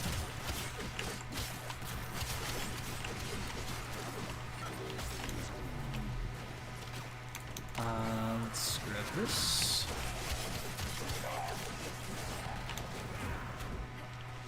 Oh, they didn't put the key in yet. What am I doing? Oh, my aim. What is with my aim tonight? I don't know. I'm asking myself really ridiculous questions, for which there is no real answer.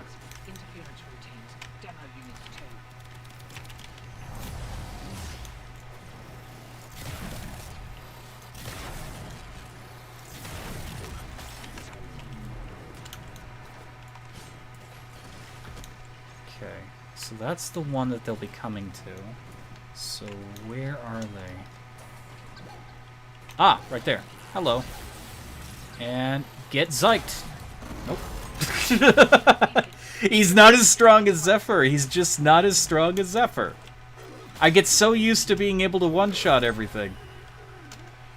We just don't have the crit. It is not with us.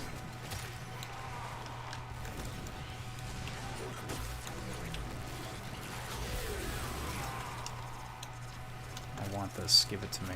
Thank you. So, I'm not sure. I think the Arcane will drop at a certain interval. Ah! Oh, we're fine. I didn't know I could fall down there. Okay. I did not know.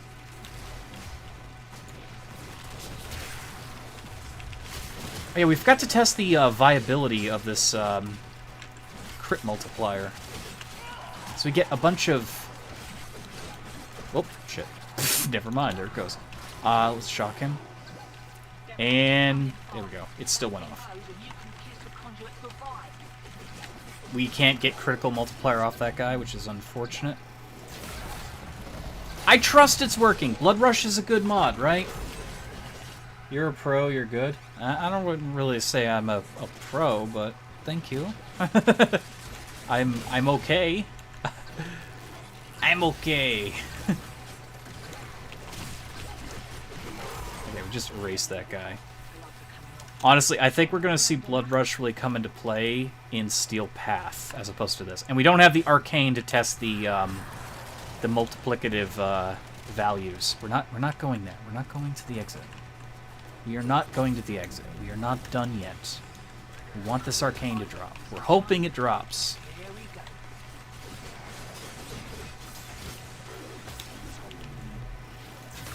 Okay. So let's try to hit a few enemies instead of using our abilities for once. Let's get that combo multiplier up. Okay, we got our combo multiplier up, which is great. Yeah, it does remember it.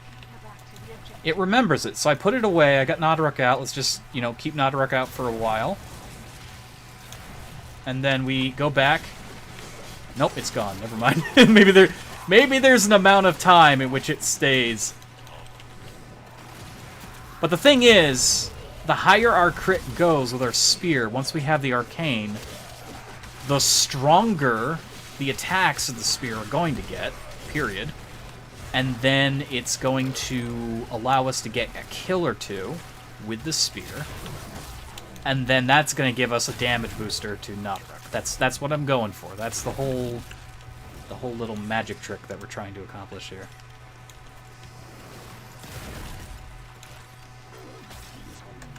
We're trying to boost our damage into even more filthy territories we could possibly imagine.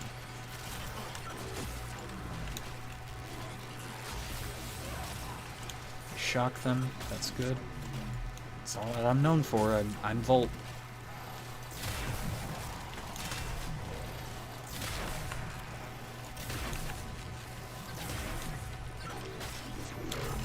Okay, good. Everyone's really strong. That's good. That's good. They're killing them.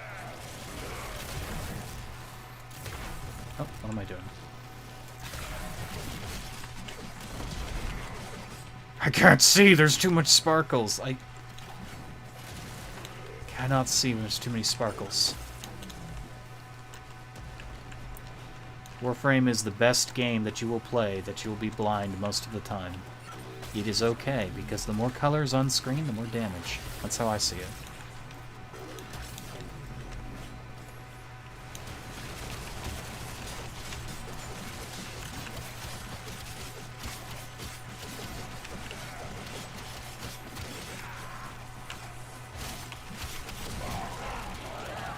Nice.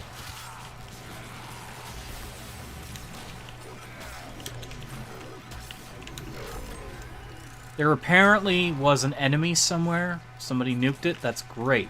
That is fantastic. I adore that person. Thank you for that. They'll never know my thanks, but it happened.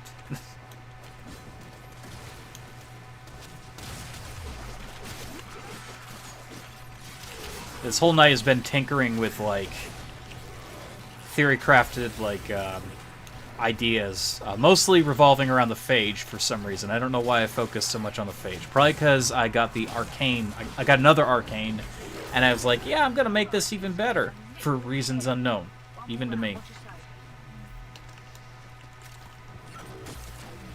But I did manage to make the phage really, really, really, really powerful versus how it was earlier in the night.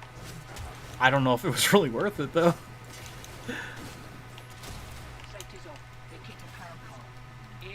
How long have you been playing? Tonight or my total time playing Warframe? Because tonight, it's been a 3-hour stream. I started this stream tonight very late on account of like thunderstorms and shit. As for Warframe though, I've been playing Warframe for quite a long time. Not as long as some of the other people out there, but definitely long enough to get really strong.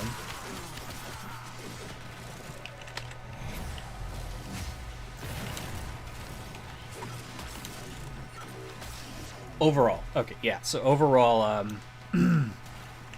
I've been playing quite a while. I started Warframe back when stealth was still a huge meta of the game.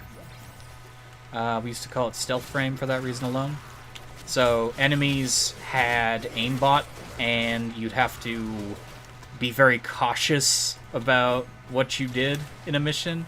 It wasn't this, like, exploding enemies running around and just, you know, destroying them with the sheer power of your abilities kind of Warframe. It was very slow-paced, very careful. The game was also physically darker. Like, it was so much darker. Used to have, like, a flashlight and weapon trails and all that shit, and it really fit that atmosphere of don't make a mistake or the enemies will corner you and blast you to bits. Yeah, that was a long time ago. It was also when the Void was like the real end game. Now it's really just a farming paradise, that's all it is.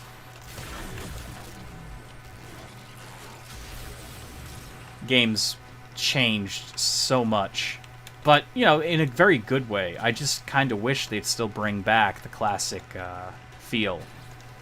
And that's why they added Steel Path to the game, but it's not the same as it was. It'll never be as hard. Nice. Yeah, they're killing them before I can even stun them. That's good. It means I'm not that useful here, but I'm useful enough. I'm useful enough.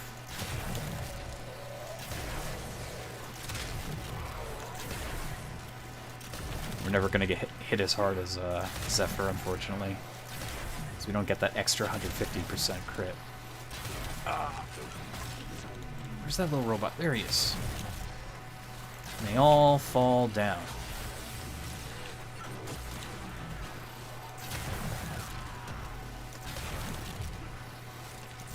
They're immune.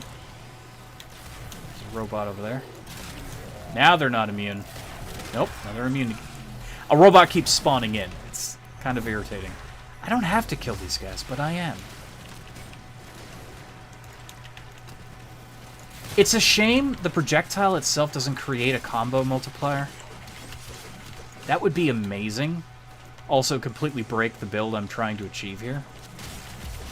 In a good way.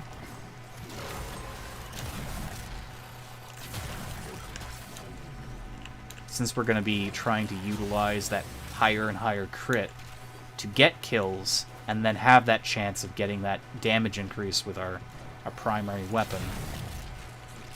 Affinity boost? Well, that's very nice. I like an affinity boost.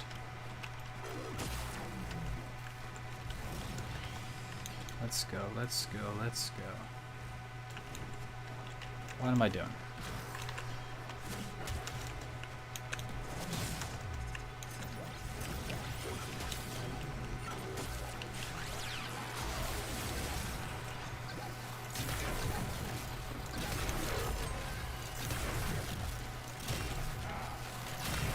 Notice how I keep like trying to stay in the air, because I'm so used to Zephyr.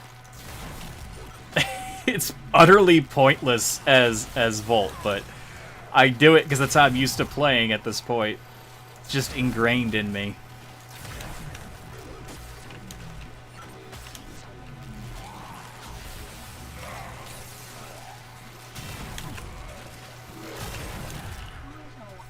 We're getting a lot of Ice Essence, but that's not what we're here for.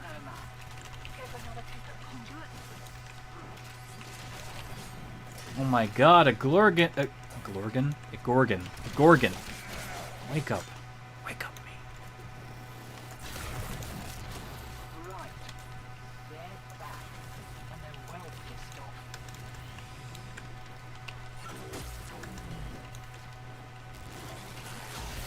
I must wake up.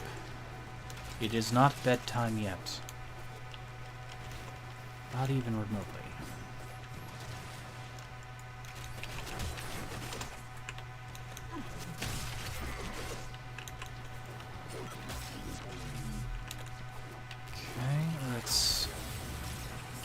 At it.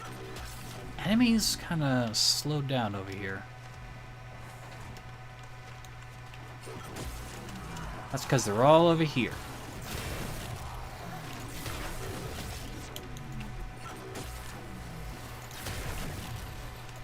Easy.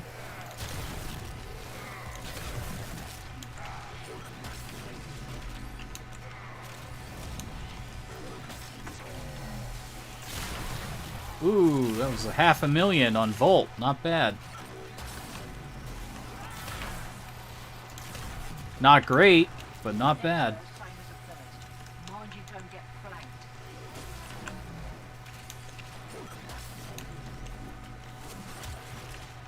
I bet he's gonna come from over here. Nope. Yep. I hear him.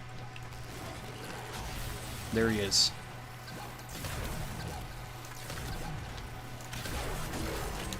He's dead. Very good. Very nice.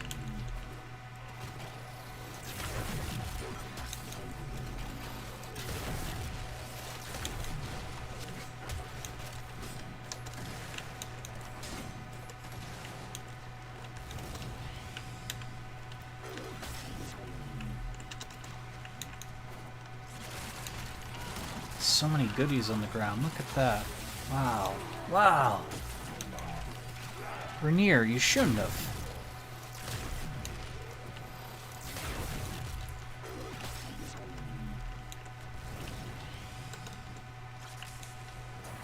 Let's head over here.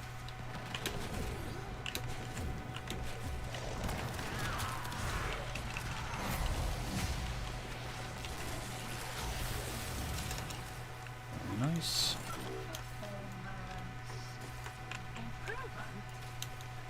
I haven't seen the arcane drop. It might appear as an unknown item though, so I don't know. I mean, it says it's pretty rare on the wiki. It has like a negative 20% chance to appear, apparently. So that's not great.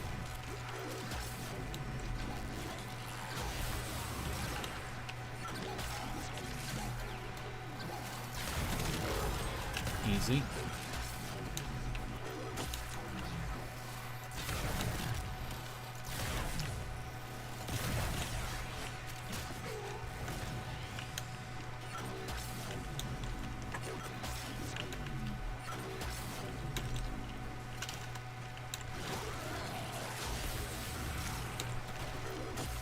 Very easy, very easy.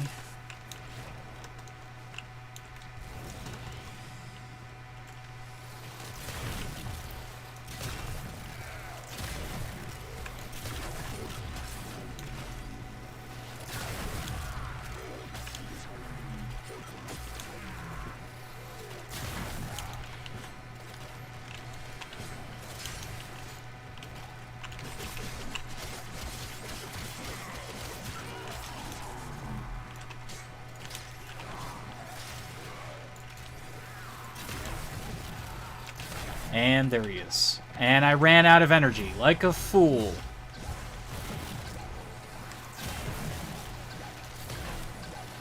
It's fine, we got him. He can't survive that. There's another one! It's okay, we got the stun. Boom. I can't see him! Gonna stun him again. Nice work. Lose 1 health on kill. Allies gain 5 health on kill. Oh, I didn't know that dropped. I thought you just had to purchase that. Interesting. Not what I wanted, though. Ah! I got blown to hell. Oh, that's right. You can't revive in this. Oh, no. Oh, not good. Do you have a clan? Yes, I do have a clan. I do have a clan.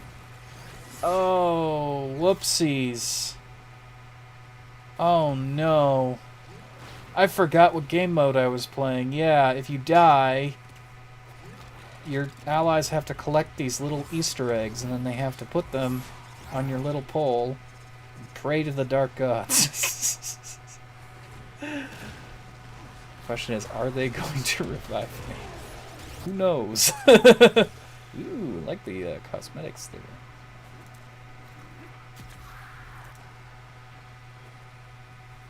Oh my goodness. Yeah, me and my friend started a clan a while back. And we got 2 down. 2 down!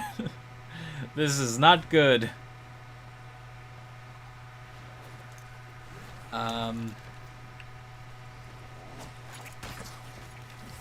Yes, this is where the game punishes us. This is where the game punishes us. It says, hey, you're not allowed to win. See, my Volt Prime, he's pretty strong. He's well suited for this mode, but he's not invincible. And I forgot that I should be careful. The enemies kind of erased me.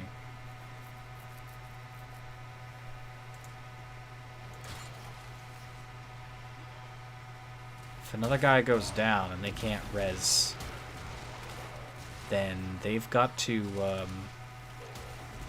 retreat. Like, they'll have no choice but to retreat. so many goodies on the ground. I wish I could come back to life.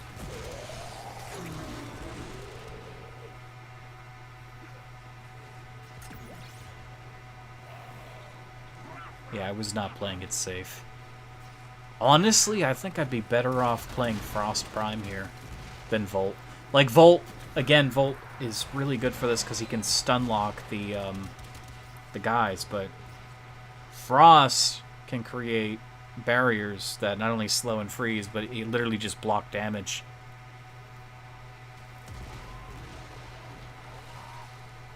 And I think defense might be a little bit better off here.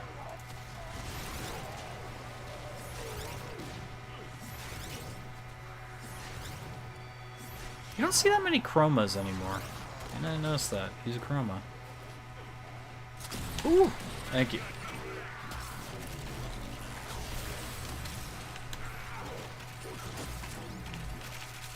Grab all these goodies.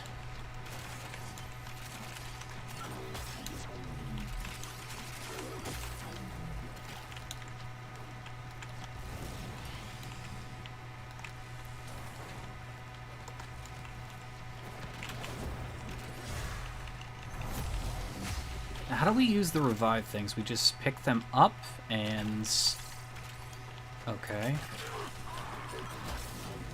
And I'm guessing we just rush them over to the corpse. Never actually had to revive people in this, because people are usually a billion times better than I am at staying alive in this. 2 out of 5. Now, does that have to be a combined effort of those? Or just one person, because I don't know. I've got 2 of them. And I'm guessing holding them hurts me somehow. Oh, never mind, he had them. Okay, good. Yeah, and they're all gone.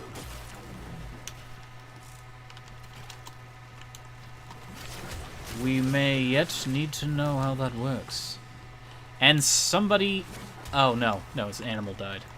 I was like, and somebody died. That would suck. Again.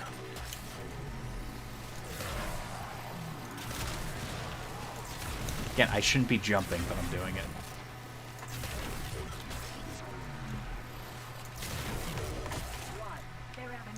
And now they have an armor boost.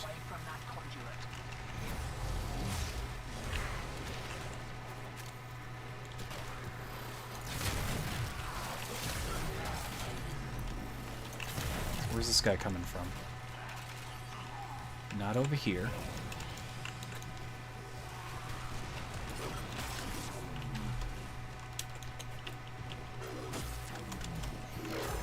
Okay, they got him. Good. Very good.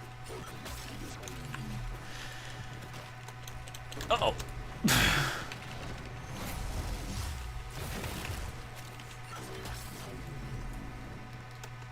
More Vitus Essence. That's always nice.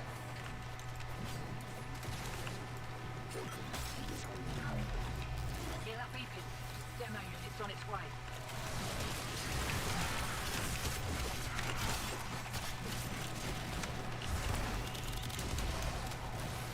See, what gets you in this game mode is not really so much the enemies, it's the fact that you can't clear the enemies until you clear the drone. So if you don't see the drone, you don't have a perfect shot in the drone, they'll literally body your character. And then, of course, you gotta deal with the berserkers here in this disruption mission, so it's even worse.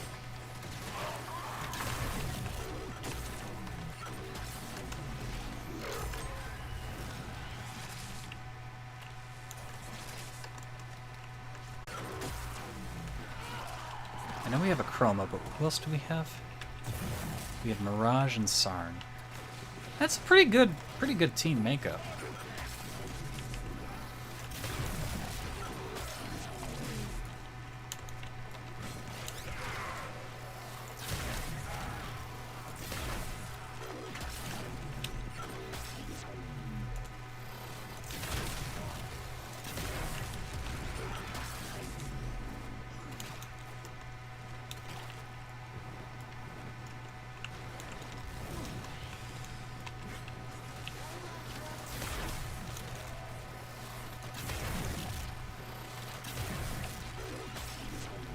Ghoul eruption. Great! Ghoul enemies! That's what we needed. Crazy, deranged Grenier.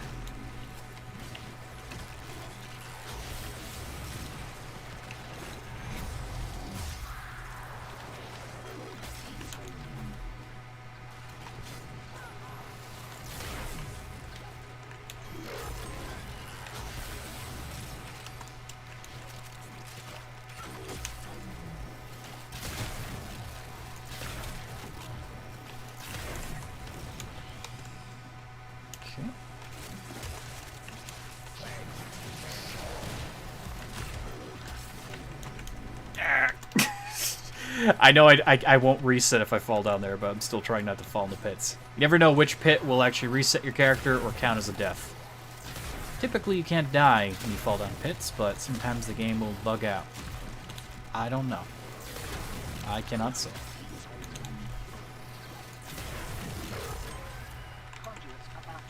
I don't want the statues! Stop giving us statues!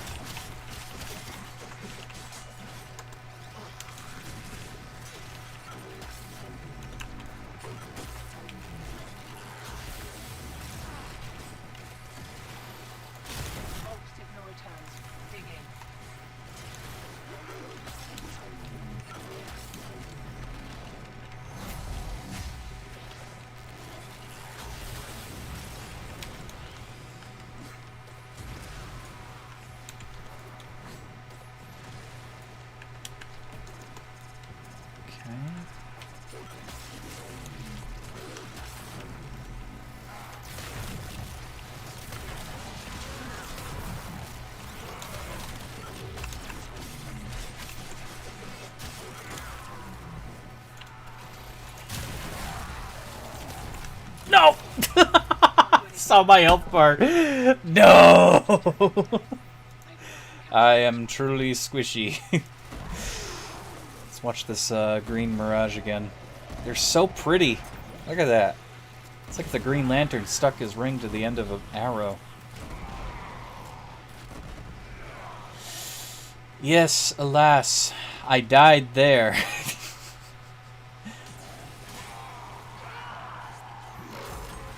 Oh no. I am so very dead.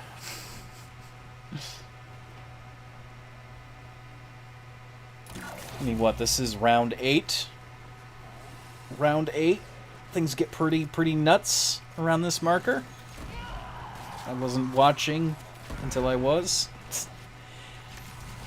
I get so confident, too, about his ability to CC, I forget about the damage they can, in fact, unload upon me. And they did. They unloaded it. They unloaded it good. Oh, careful, don't get caught. You got this. You can, and we're gonna fail one. Never mind. Got it. I had no faith. I had 0 faith.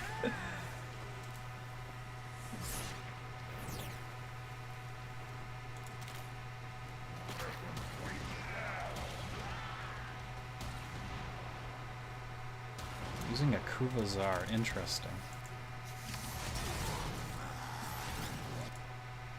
It's kind of intriguing to see what weapons people prefer in this game. Because typically, you know, you're going to have your own preferences. And what people have chosen to make their build is very fascinating. They found themselves accidentally down there. It's very fascinating to me, at least, because it's like what I would consider a weapon that's not so great, you know, someone else has made their entire life.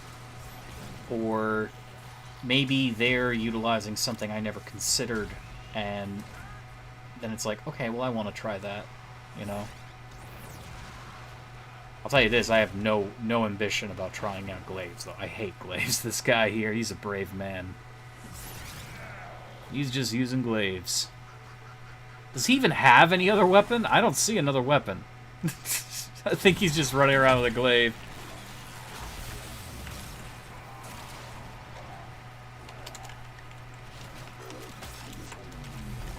I think he's, He's just using the glaive. And it seems to be working. He can have that. I do not ever want to use a glaive. Tried them. I don't like them.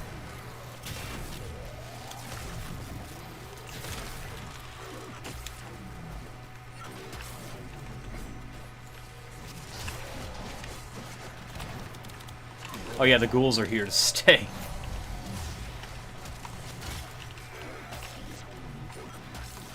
They don't go away.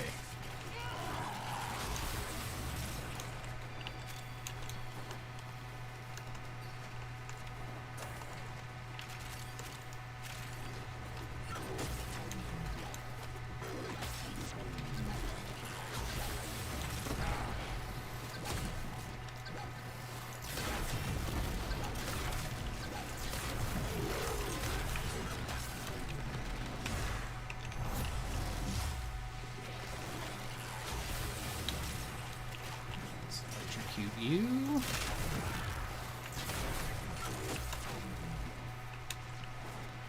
The good thing about arbitrations, when you have a group like this that's working fairly well, is that you will go on for some time, and that's how you get the most out of the arbitration. Fitting in with an incoming routine. How's that feel?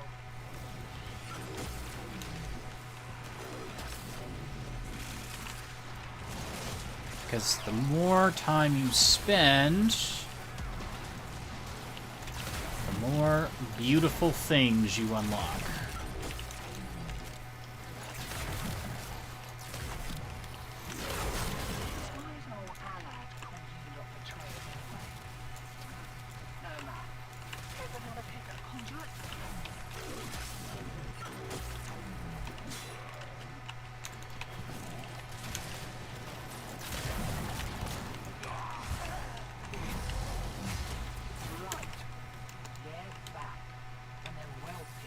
They're back, and they're well pissed off.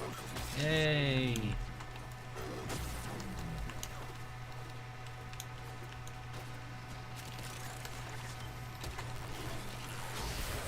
How many Vice Essences? I don't know. I don't know how many we have. We have a few.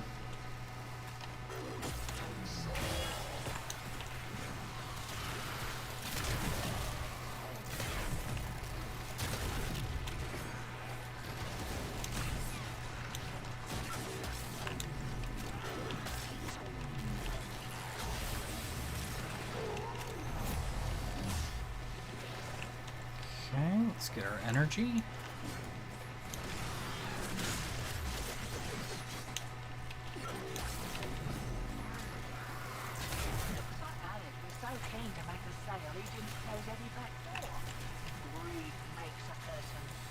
Greed makes a person sloppy.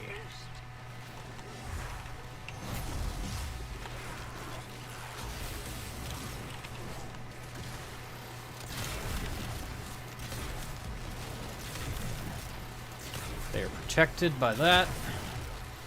That's what I'm talking about, because you can't actually kill them until you take care of that machine.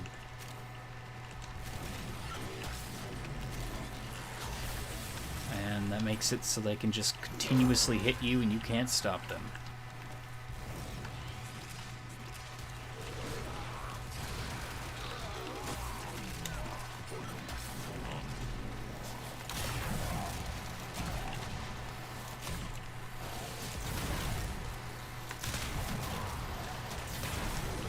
I'm about to die. Hey, Protector, how you doing?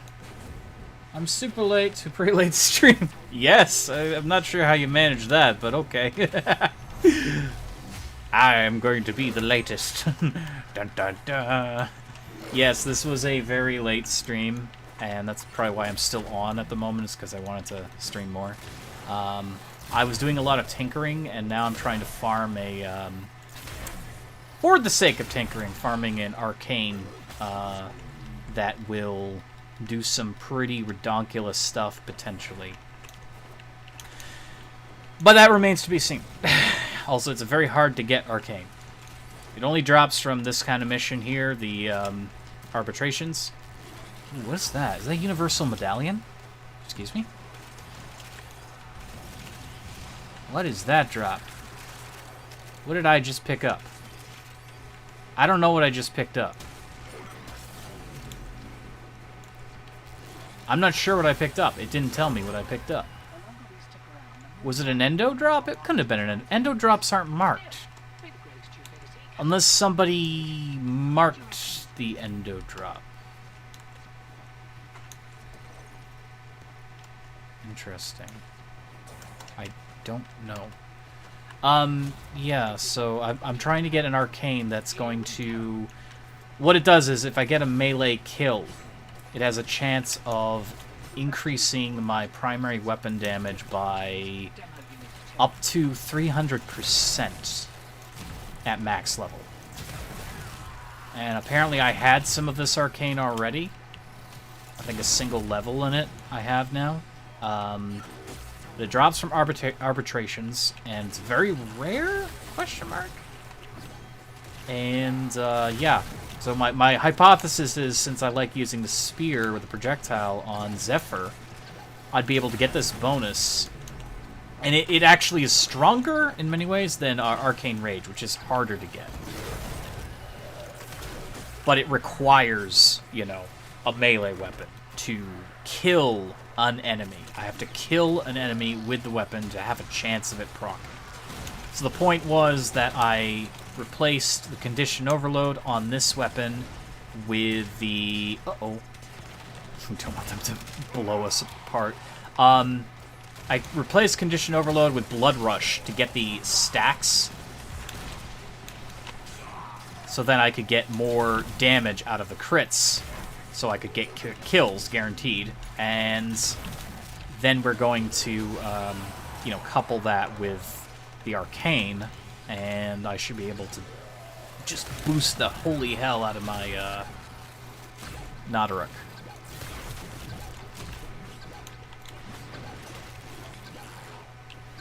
Okay, my electricity kind of bugged out, but it's fine.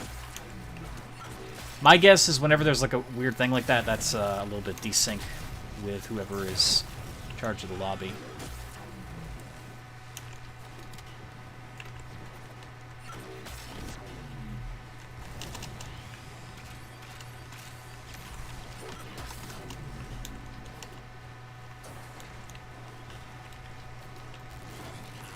Hi, Chroma wants some damage buff. Chroma could always use damage buff.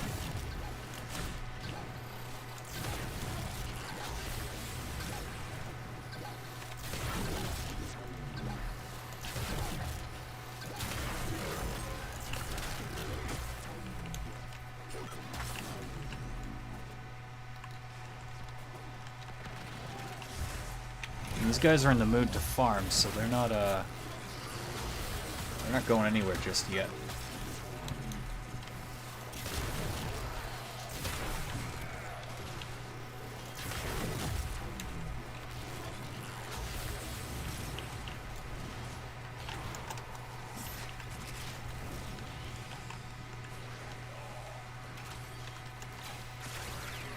Our Worm Prime's been dead for a while, unfortunately.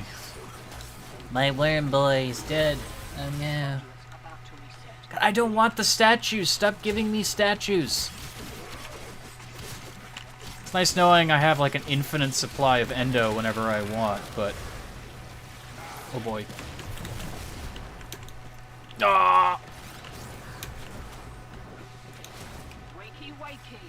Here we go. We almost kicked the bucket again.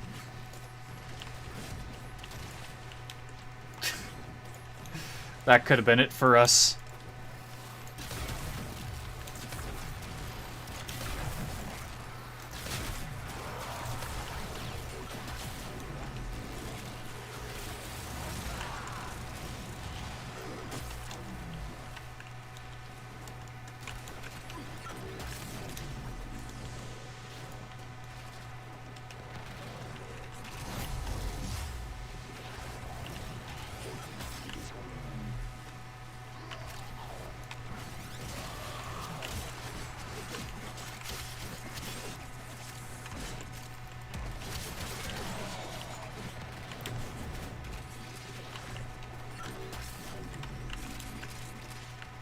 I miss having the vacuum cleaner. so hard to grab things now.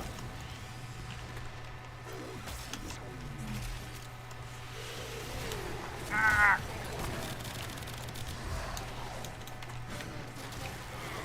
All of the old ultraviolets. Keep her back to the objective, old mate. Lock it down till she pops. Let's go. Forward. Ugh. I'd be lying if I said I wasn't a little bit sleepy. This may yet be the final whole mission of the stream. I don't know how much longer this will be going on. Because if I leave, they may have to leave as well.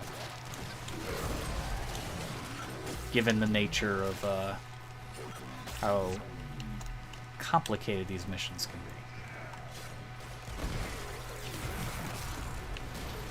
They really require a full group of people.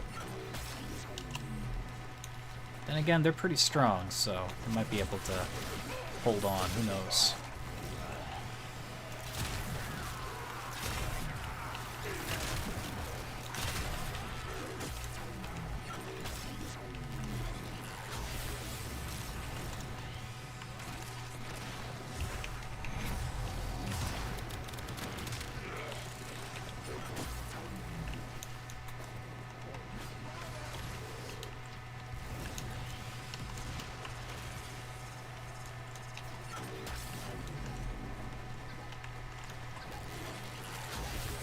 Ghoul. He did, in fact, stall him.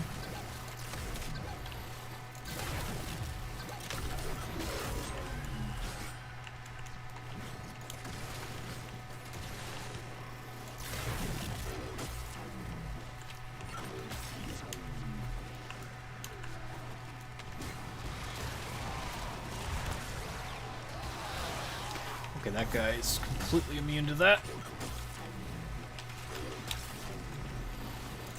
But not to that.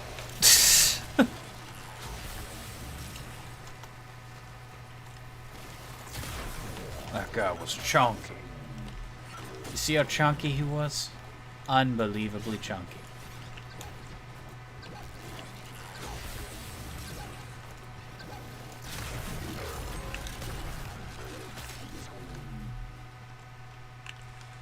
Ah.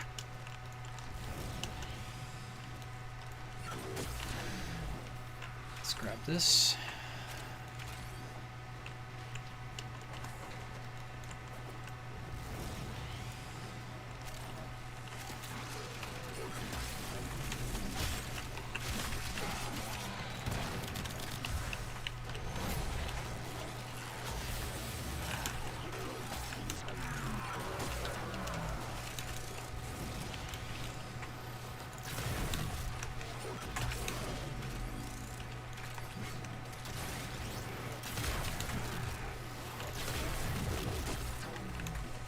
Oop.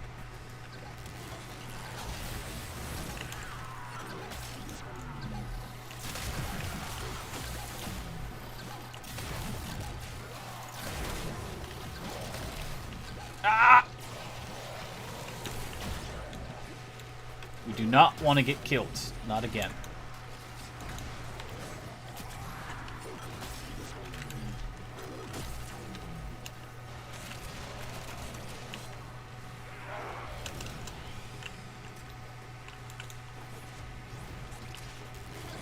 We didn't kill him yet. He's just over here. He was hiding. He was super sneaky. He knows how this is played.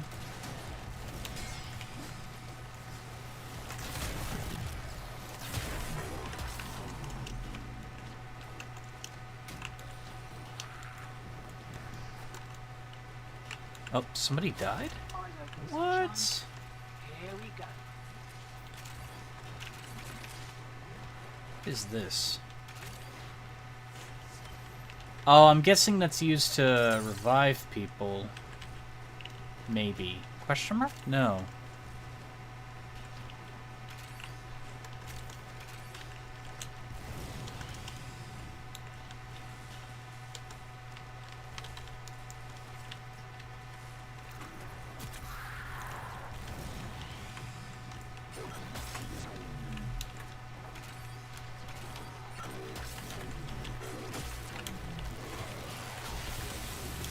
Tenno has fallen.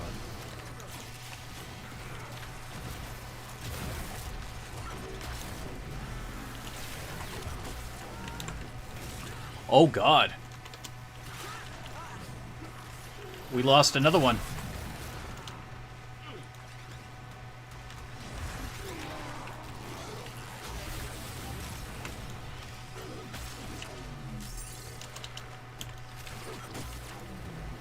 I've got 3. We need 5 to revive people.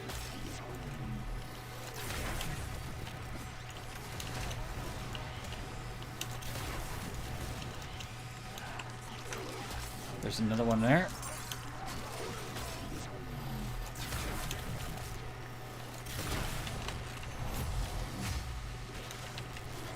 If the other guy dies, we have to retreat.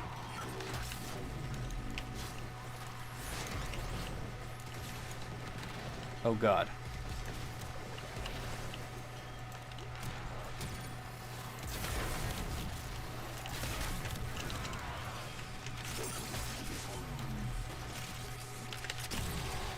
Got him.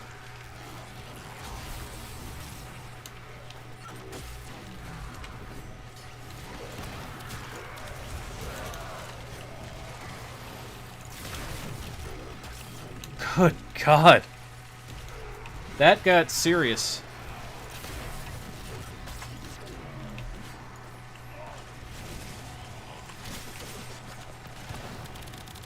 Kind of feel bad for the guy over here. He died first, and we went for the person closest to us, but...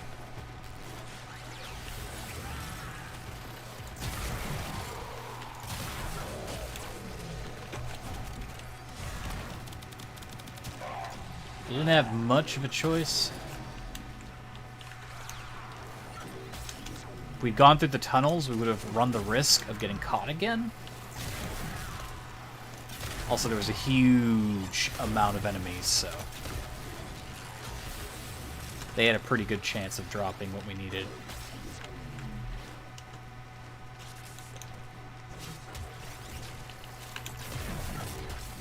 Ooh, Riven Sliver. I know what that is. We need that.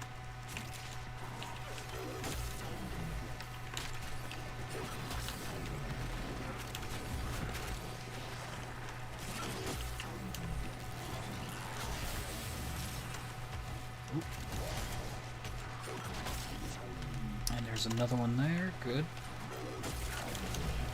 Right, they're having a go. Keep the demos away from that conduit. This may be impossible pretty soon.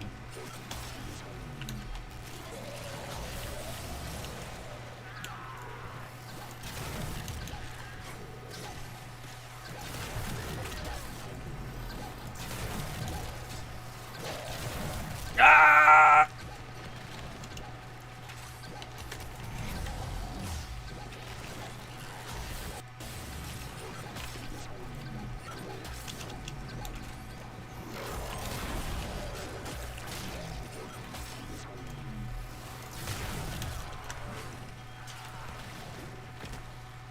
Oh my god! Look how many there are! And they're so unaffected by our abilities.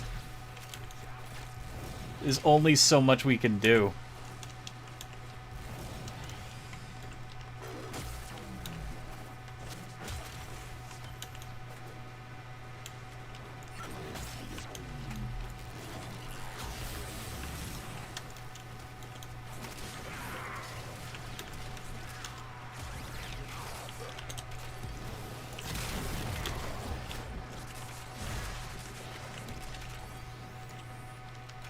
I have no energy, which is bad.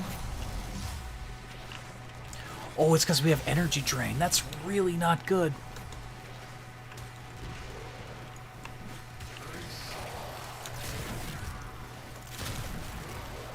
Yeah, that is like the literal worst. We lost a conduit.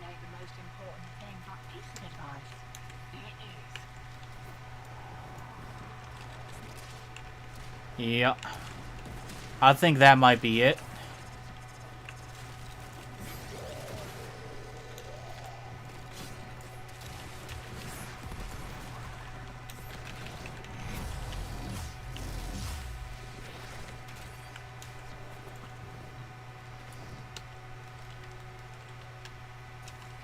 I think we want to retreat, take what we have.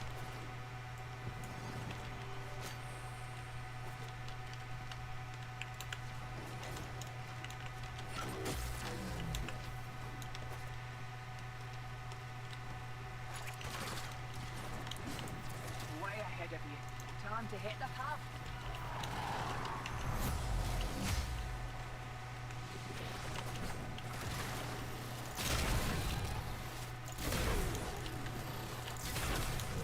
Ooh, we must retreat.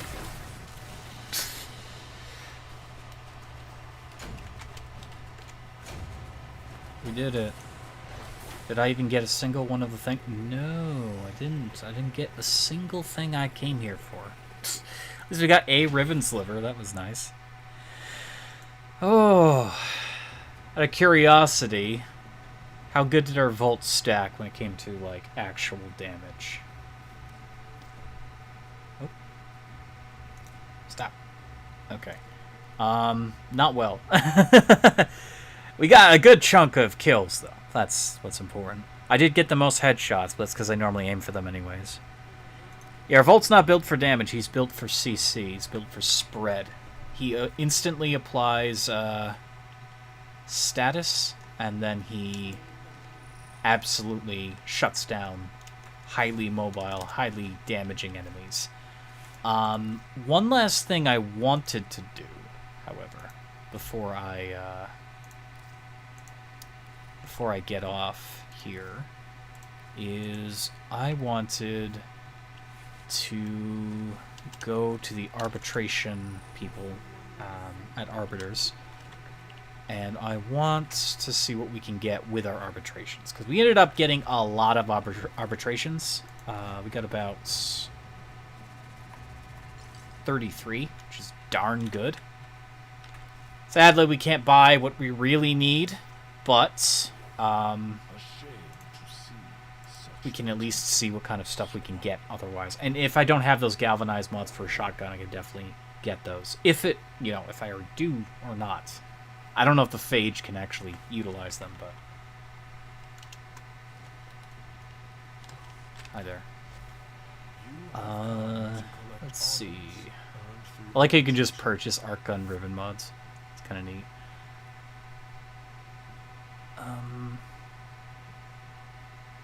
We got some neat little things here.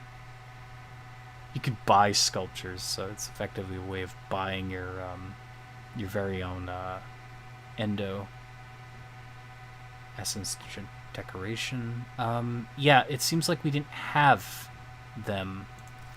So we could get the length, speed, and beam length in multi-shot on kill. There's no critical damage or direct damage, status damage for shotguns, it seems. Oh, affinity blessing. I'm going to be going to bed. Actually, no, there is. For some reason I have that. I guess it doesn't work with the gun I was using. So let's purchase this. We cannot purchase this. This probably would have been a smarter purchase, but either way, I barely use shotguns. It doesn't matter. So, yeah. Well, that will be the Warframe stream. My voice has been really for the past hour, and I'm very sorry about that, but I wasn't exactly, like, in the best of health when I started the stream. So, no doubt I've strained my voice just a little bit. Hopefully not enough to put a dent in myself, this coming weekend. It's Friday today. Okay. I might not be around for Saturday's stream, so I will probably catch up with another stream on Sunday night. So hopefully it'll be a silly or spoopy Sunday stream. If not, I'll be thinking of something to do. I do have to return to Maneater. And I keep saying that, and I keep saying that, and I keep saying that. I have to return to it. We have things we must finish. The game. It's just been so hot lately, and if I'm not in the mood to do anything lengthily, I come up with an alternative stream. And this is definitely that in that case, it's like, okay, well, Warframe, it's cooling down just a bit, but I've been miserable and I don't feel like sitting through Maneater. Also, Warframe is a game I can just stream a little bit and end, whereas Maneater is an engrossing experience, and we had thunderstorms today, so hopefully that's a sign of cooler weather to come. It definitely means there was cooler weather. It doesn't mean that will remain. Thank you for watching. If you enjoyed this Warframe stream, there will be more Warframe streams in the future. I don't know if there'll be one anytime soon, though. As I basically just use this time to catch up and test around with some things here and there. I definitely want to make more of these, but we're running out of coin. Oh, we made it back to 1 million. Arbitration pays. I won't build any more of those for now. We want this. We want to start testing that Banshee, because if we can have our Banshee Spectre do what she does best, we'll be in the money, basically. Having the sonar ability at our disposal on any Warframe would be awesome. Khora Prime I'll have in a day or so. Mirage. I may do another stream when I get Khora. I don't know. I don't think she's worth it. I'll be playing her and leveling her up, but Khora was never my deal. You know? Khora's okay. She's just not really my idea of a fun Warframe. Why would I trap an enemy when I could obliterate them with a single head slam? Anyways, I'm going to be getting off here. Thank you for watching. I hope you had a wonderful night, and I'll see you all later. Goodbye.